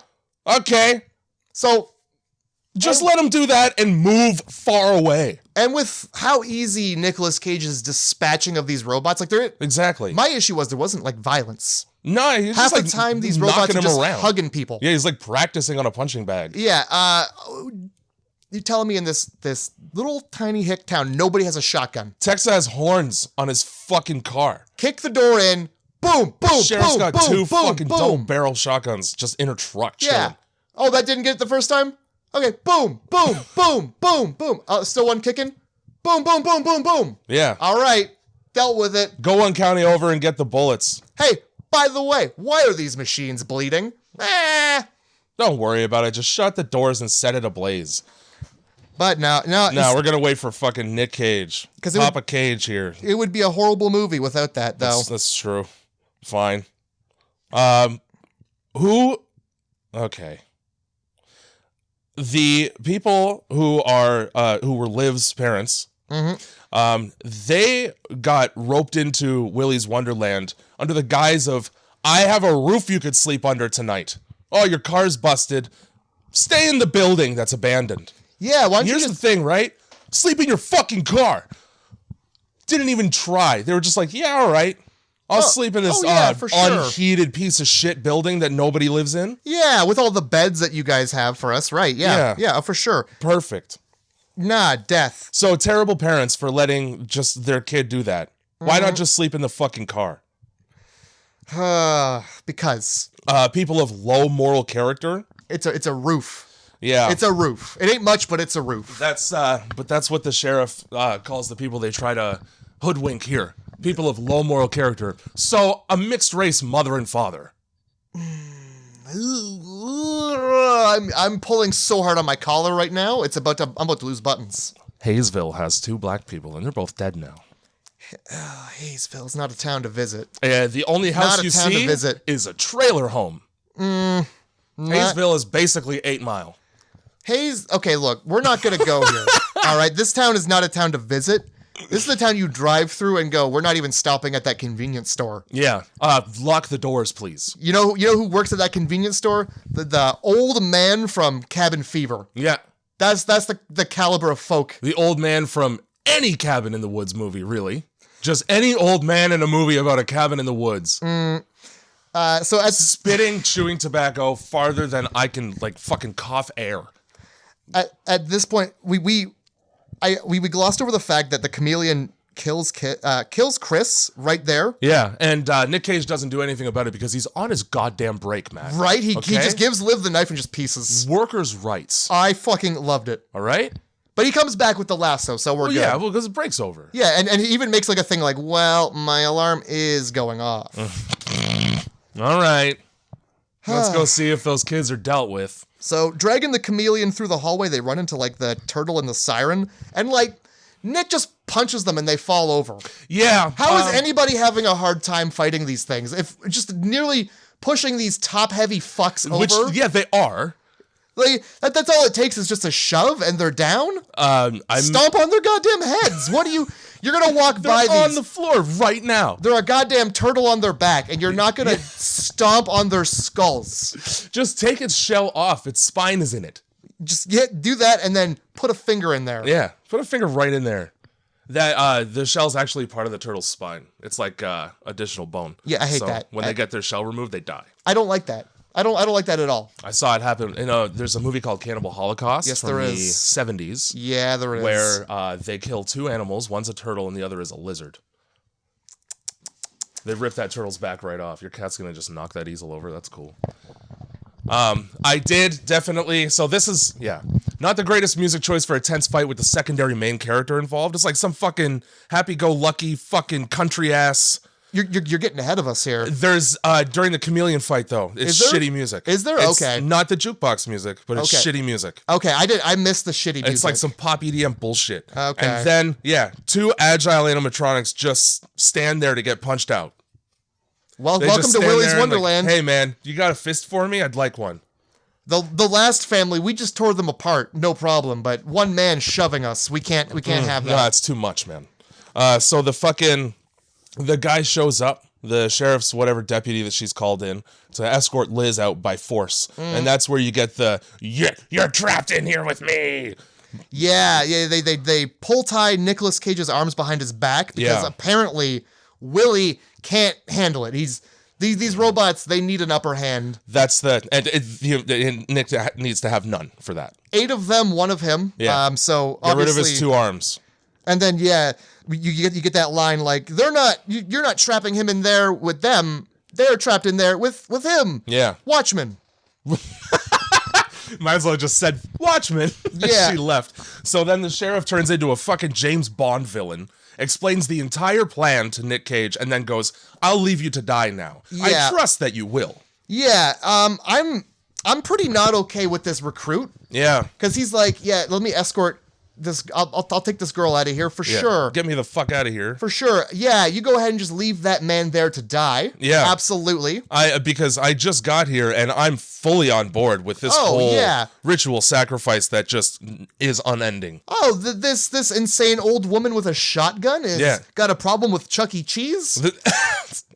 Like she's in there apologizing to the animatronics? Yeah, I see that and I go, hey man, what's your guardianship status with this child? I might want to look into that a little. Yeah. Are you fit to be living on your own? How many cartons of milk are in your fridge? Oh, they're expired! This fucking bitch has Alzheimer's. It's canon. They go to her house and there's a bucket of shit. Right in the middle of the room. Oh, no. You're to a home immediately, I don't Dolores. see a box of Tenna anywhere. I don't need one. I got the bucket. I just go in the bucket and then I feed it to my neighbors. And my daughter. My daughter who I stole with no paperwork. Mm-hmm. I just own this daughter now. Nobody asks questions in small towns. Hey, how come your daughter has a Spanish accent and you do not? How come your daughter has a Spanish accent, is clearly not as purebred white as you are, and also people who look like her parents are up on a board at the mechanics? Why all these things? Again, we don't ask questions in a small town. Fuck's sake. So this is where we get Nick. He like stands up with his arms behind his back and he kicks the jukebox. And the hardest version of Head, Shoulders, Knees, and Toes pops on. Dude, it's the most intense game of Head, Shoulders, Knees, and Toes. He's going to show you where your head, shoulders, knees, and toes are by removing them and showing them to you. Literally putting them in your eyes. And then I didn't realize that there were more lyrics to that song. There's something about tummies as well. Yeah. Where did those lyrics come from? I don't know. The same place that the fucking serial killers that like kids did. I assume. Directly from hell? Yeah. Baffles me that there's no contingency plan for when the fucking Terminator rolls through town. Like, this is the first time we've encountered somebody who knows how to fight a weasel. A stuffed weasel. Yeah, they really didn't think about that one at all. Should have just taken one look at, like I said before, taken one look at him and fucking fixed his tires and sent him on his way. Mm-hmm. Anybody who stares you dead in your face and says nothing for an entire truck ride, that's not somebody you want to put in your ghost murder house. I wonder how often are they feeding these ghost murders? That's I want it probably like every week, once a week. Do you think they would be better off like getting like a coach bus full of old ladies? Yes. And then you could just have like put them up in a nice hotel for a little bit. And then just send a couple of them over to fucking Willy's Wonderland every so often. That or just put them all in there at once and just like get yourself good for a year. Yeah, like a bear hibernating. Yeah, there you go. So he's got his arms behind his back and he's just like bumping into these guys, knocking them over. Just fucking kicks the jukebox like, I'm gonna need some music for this dance. Head, shoulders, knees, and toes.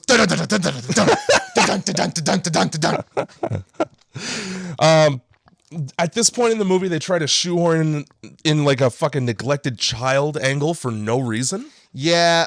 They try to make the recruit like have some guilt or something like that. Yeah, she feels bad. Fucking lives down there like telling her whole fucking story about what it's like living with this fucking woman who's clearly out to lunch. Mm-hmm. And it's like none of this fucking matters. It's entirely there just so that Tito the fucking turtle can strangle him in like the the most hilariously fake strangulation I have ever seen in a movie in the driver. Like, you know, it's just a guy with a pillow around his neck going, I'm being choked. Yeah, it's somebody who's got a very loose grasp. Yeah. Because his hand's in a goddamn mitten. Zero force whatsoever. Like, the whole reason why it looks like a strangulation at all is entirely because of this sheriff's deputy. He's doing all of the work in being strangled. Well, he's being strangled with oven mitts on. You can't strangle somebody wearing oven mitts. It's as if he put the gloves on himself. You know how, like, when people do that thing where they're, like, behind a door and they just poke their head out and then use their own hand to pull their head back? Yeah. It's like that. Yeah, it is. It does be like that a couple times. But are you going to tell me you're driving down this road and you didn't notice, like, the big turtle?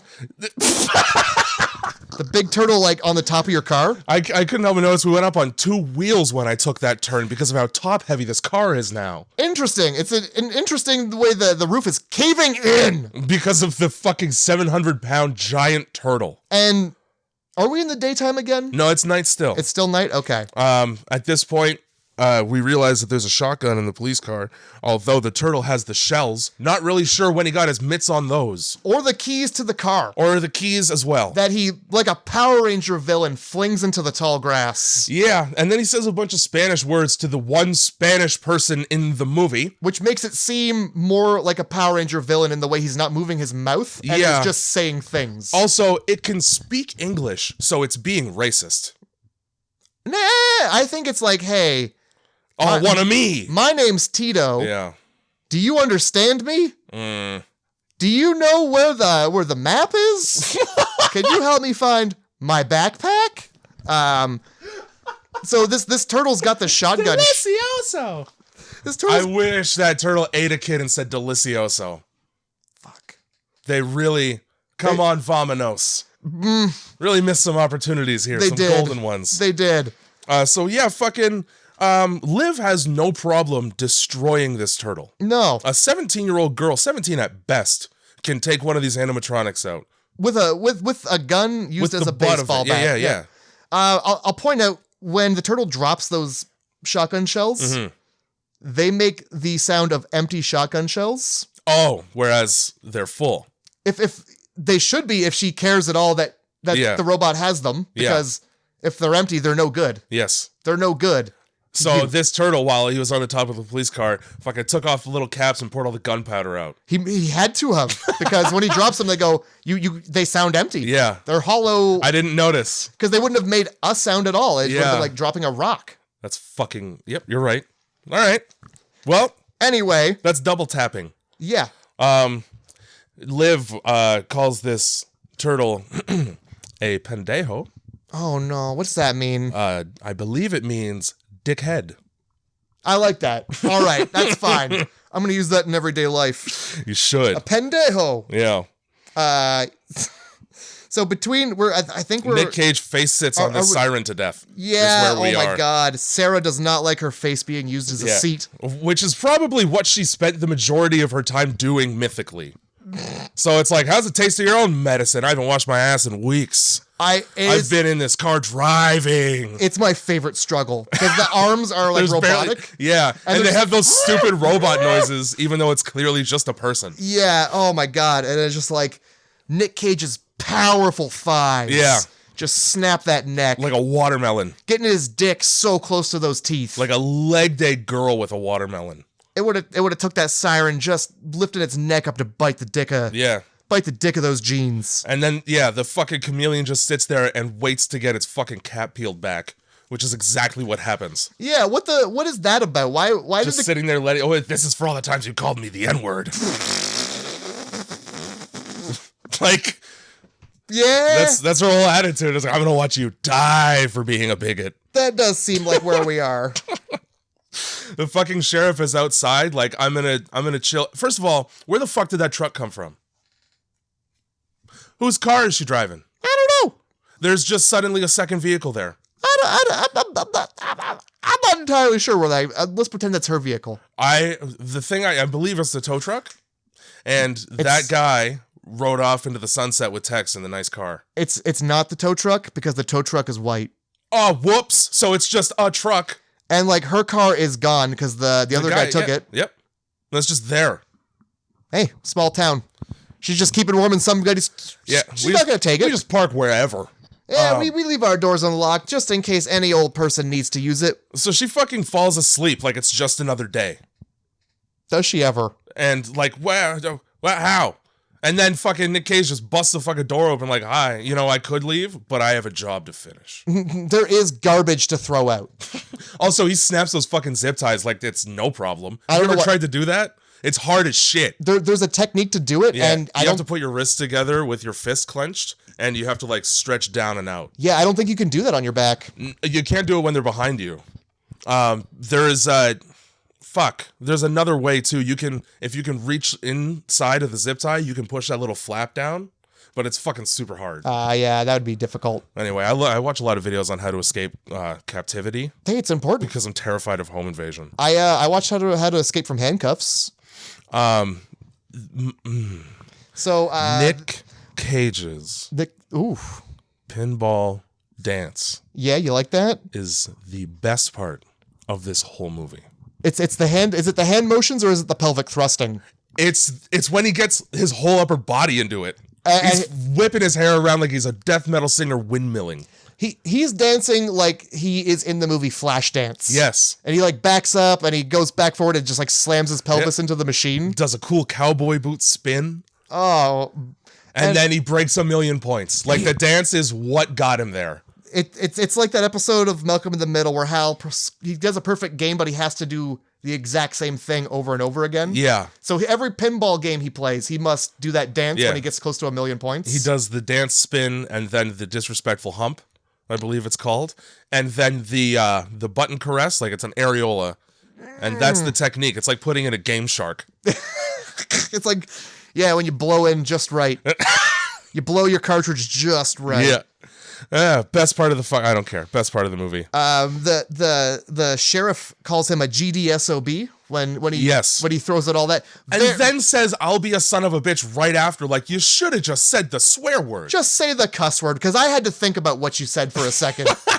And it's like she just can't not be she like says GD a couple of times actually. Yeah, well that's what I'm saying. She just can't not be like an old church going lady as hard as she tries.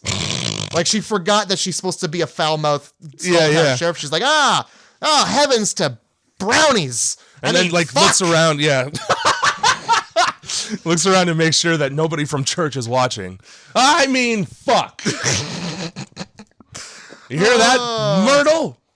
Fucking break's done. Oh my god. And is this where she like leads him back in with a shotgun or something, and he's like, Willy's hungry and I'm here to feed him. Here's my problem though, right? Like, you see how many trash bags? Count. How many animatronics are left in there? Oh yeah? How many bullets you got? We can solve this problem right now and not have Nic Cage die with the gun that's in your hand. Mm-hmm. Instead, I'm sorry, Willy. He doesn't have. Here he is. Come and get him. Yeah. Here, let me. Willy doesn't want to be fed. No, he wants to feed. Willy wants to hunt. Yeah, it's like the Predator again. She says, "We've got 5 dead kids because of you." No, actually, it's because of her. Yeah, you've got 5 dead kids because of yourself. Yeah, maybe look in the mirror if you want to place blame. Technically, you've got 5 dead kids because of murderers who you didn't do nothing about. Yeah. Despite being the only law enforcement in town. We've got 5 dead kids because you didn't want to do your job. Now my daughter, who I stole, has nobody to play with. What the fuck? Oh my fucking god. This helicopter mom ass fucking kidnapper. So Willy shows up. Solvable ethical dilemma. One Nic Cage versus tons of families.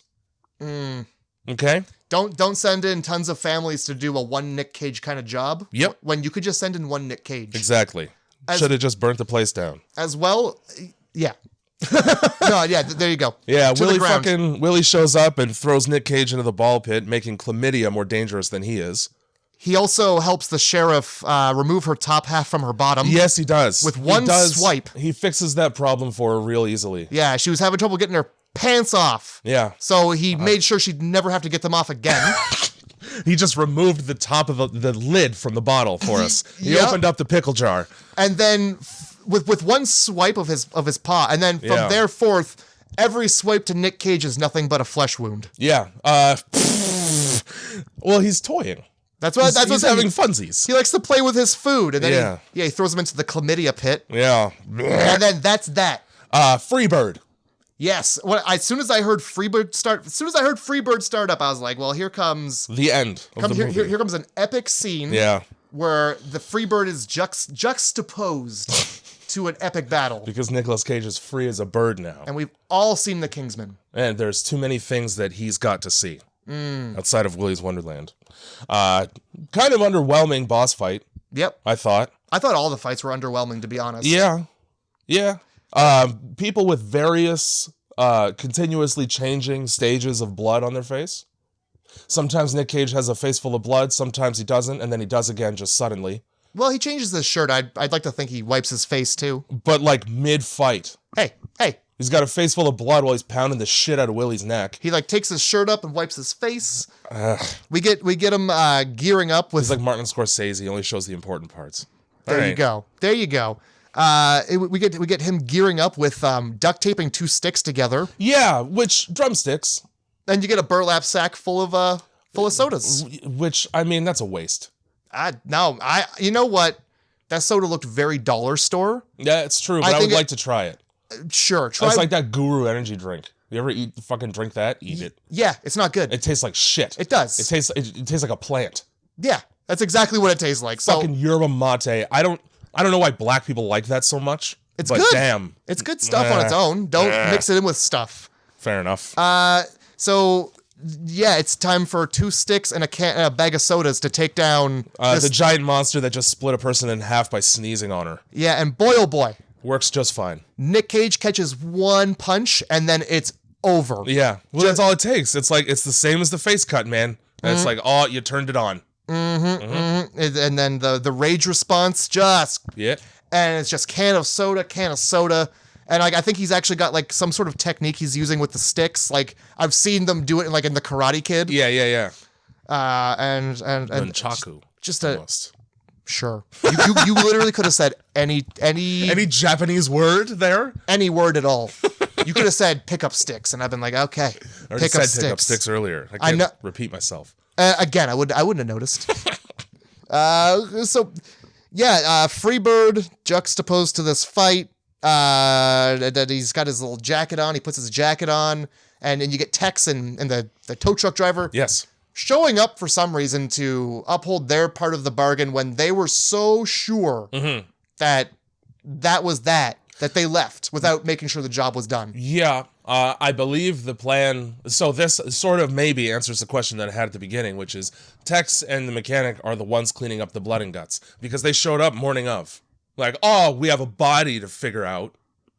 And then it turned out they had multiple. I get I think everybody shows up to clean up the mess because even the sheriff took the kid that one time. Yeah. So she was there afterwards. That's true. She was there with someone. Yeah, there you go. Okay. So I just don't see why they brought the car. So that they could do sick donuts in the parking lot. Just to show that they fixed it, just in case. I find it bizarre that they added smoke in post, despite it being an actual burnout. Mm-hmm. Like, oh, that's not enough smoke. The realistic amount, we need more. Yeah, we already saw Gone in 60 seconds. We need Gone in 30 seconds. This fucking place, Willy's Wonderland, has fog machines in it. Yeah. You could have just used one of those. No. Too much thinking, Jay. You're doing too much damn thinking. Fuck. That's when I wrote down fakest mustache on text. It didn't, until I saw it in the cold light of day, it didn't really register how fake that mustache was. Anyway, Nic Cage comes out and he's like, I believe you guys owe me a car. He doesn't say that. He just looks at them and his eyes say it for him. Yeah, and they both make the face like colon and then capital D. Is it capital D I'm thinking of? Yeah. Well, that's an extremely happy face. No, it's the other way around. It's the... Oh, that's capital D colon. Capital D colon. Yeah. My bad. So that's literally their face. So they fucking give him the keys, and then they're like, well, maybe I will open it. Tee-hee-hee. Nobody's hearing the robotic siren hop out of the dumpster, walk all the way around the back of Tex's car, put a fucking towel in the gas can, and light it. Nobody hears any of that. You know, that, and nobody questions, hey, where's that young girl going with that stranger? Because Liv takes she shows up and just gets in his car. Like, it just takes him looking at her to be like, all right, I guess I'm getting in now. Yeah. Where are you? Sick. Please don't molester me. I'm fucking a child. Hey, it's going to be a long drive. Ever heard of Roadhead? And then Here's a soda. Wet that mouth up. But then they smoke that turtle and his head, like, lands on the road. Yeah. So, he should have chuckled and said Roadhead, and that would have been his only line in the movie. I would have shit my fucking pants. I would have taken all my clothes off and pissed on the floor if that was his only line in the movie. I would have been so fucking happy. That would have been the most joyous you would have ever seen me. Holy shit. Oh my god. And so yeah, the movie ends with like the Tex and the Toei. They're like, oh, I've got a respect for this guy. Bit of a badass. He sort of solved that problem for us, and now we're gonna open a restaurant called Texas Dingaling or some shit like that. I don't remember, like Texas fucking cunt hut or something. Anyway, they get fucking murder-suicided by that siren. Oh yeah, siren goes flying. Yeah, she sure does. And then she has some fucking one-liner in there that I didn't write down. I forgot. Nah. But that's the scene that ends the movie, though, is the explosion of Tex's car in the reflection of Nicolas Cage's sunglasses, as if he didn't drive away 5 minutes ago. Yep. That's what I'm saying. Digitally replace sunglasses, the film. You could have just not even had that shot. I would have been much happier. Anyway, kidnapped victim becomes another kidnapped victim. I mean, a willing kidnapped victim, I guess. It's still child abduction if they want to go with you. Fair. I mean, at this point, her family's been murdered and her backup family's been murdered. I think she's legally emancipated at this point. I think we can She's all a crown agree. of the state, Matthew. All right? Oh, no. An orphanage somewhere is one head short. You mean a ward of the state? Yeah. Crown ward is what it's called. All right? Lord, crowned ward. Lordy, look who's turning crowny wardy. End of the movie, though. End of goddamn film. And to be quite honest with you, I gave it an 8 out of 10. Stop. I also gave it an 8. Woo! I'll tell you, there's a little bit disappointing on the fights, but fun movie to watch. Fucking fun. Most disappointing part of the film was the fights, because you can tell that it's like a Power Rangers villain in a costume most of the time. But they drop the frame rate so that the hits look like it looks punchier. Yeah. For a film with very little violence, unfortunately, I was kind of bummed, but for what it lacked in violence, it made up for in Cage. In Cage and the gory nature of the little violence there was. I would have given it a 6 to 7 had Nicolas Cage without the goo and no Cage. Without the Cage, it would have been a 6 to 7. That makes sense. So, you really gave me a lot to work with here. I did. I hope so. Themes. I hope so. I got 4 movies for you here. 4 movies. Individual movies, individual themes, all right? Okay. The first one, now, I wrote down Nicolas Cage as a theme. I'm going to change it to Nicolas Rage. Okay. So that's a category. That's what I like. You get Nicolas Rage. I like that. You have a movie about a killer robot or killer robots. You have a movie about ritual sacrifice. Okay. And you got a movie about janitors. Now, I have a feeling that you know at least 2 of these. So, and there's one on this list that I'm really hoping you pick, and there's one on this list that I'm really hoping you don't pick. So we got Cage. Yeah. Ritual sacrifice. Ritual sacrifice. I don't know those 2. Killer robots. Killer robots, I'm hoping I know because... It's not Terminator 2, because that's an action movie. Hey, you know what? If you check IMDb and it says horror, I count it. I can guarantee you it doesn't. And janitors. So I think I know killer robots. Okay. I'm fingers crossed until they break off. It's the movie I think it is. And then Janitors, the only movie I can think of about that. It's gonna fuck your shit up if you don't know what it is. Well, it better not be what I think it is. It is. Because I know it's not the new Friday the 13th. Or no, sorry, the new Nightmare on Elm Street. I know it's not that. No, it's not. That's true. But I'm thinking it's... I didn't really think of him as a janitor, to be honest, but I guess he was kind of, wasn't he? I think so. I honestly try to forget. I'm going to go Killer Robots because I don't know if I'm ready to watch The Toxic Avenger. Yeah! You knew exactly what it was. I don't know if I'm ready to watch a mutant in a rubber suit get his fuck on. A mutant in a rubber suit get his fuck on, and also a movie, the trailer for which has 2 rapes in it. You know, trauma films? I'm not really a big fan of trauma films. And like, I should be. They've got all the makings of a film you want to like. And then they added a little bit of Chemical X, which is rape. And have you seen The Taint? I watched all of 30 seconds of The Taint. Before you got to a sexual assault? Got damn near close to one. The Taint is about hillbillies who drink tainted water and become horny maniacs. Oh, Jesus Christ. The intro to that film is 2 people walking through the woods and then just dick out hillbillies. I thought bending a chick over a fucking Burger King table was bad. No, dick out hillbillies. Oh, man. Trauma the movie. So you chose Killer Robots. Please. We are watching Hardware. Okay. What did you think it was? Chopping Mall. I saw that one, and I didn't know what it was, and I got too concerned to pick it. I've not seen it, but it's teens who work at a mall going to the mall to party after hours, and the security system is basically RoboCop. Okay. All right. Well, that would have been an option had I known anything about it at all. It's one of those really old, silly ones. Yeah. So on that note, Hardware. All right. Hardware. Which I know about because The Office. Okay. Which is a reference that I made earlier in the podcast. I think I only know of Hardware from the Office as well. Now, you might be a little bit upset. Yeah, Janitors was indeed Toxic Avenger. I'm sure we made that clear. Ritual Sacrifice was Midsummer. I almost caught you on a slow burn metaphor movie. Almost. I want to see that one, though. It's fucking good. And for Nick, fucking Midsummer really starts off on a great foot. A woman turns the car on in the garage, pumps the exhaust into the house, into a gas mask on her own face, and kills her parents. It's fucked. That's just what you're left with in the first act of the movie. Like, the first thing. All right. Good Lord. For Nicolas Cage, you might get a little upset because it was going to be Mandy. Ooh, my heart. I was torn between Mandy and Mom and Dad. Look. My whole body lurched towards Nicolas Cage, but I was like, we just did a Nicolas Cage. I knew it was going to be a tough one for you. Had you said it's Mandy would have won. Yeah.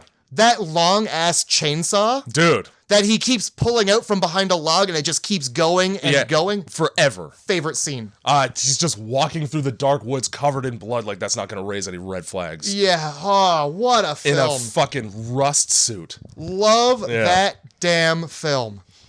Grindhouse Movie Club. Watching Hardware next week. Thank God it wasn't the Toxic Avenger.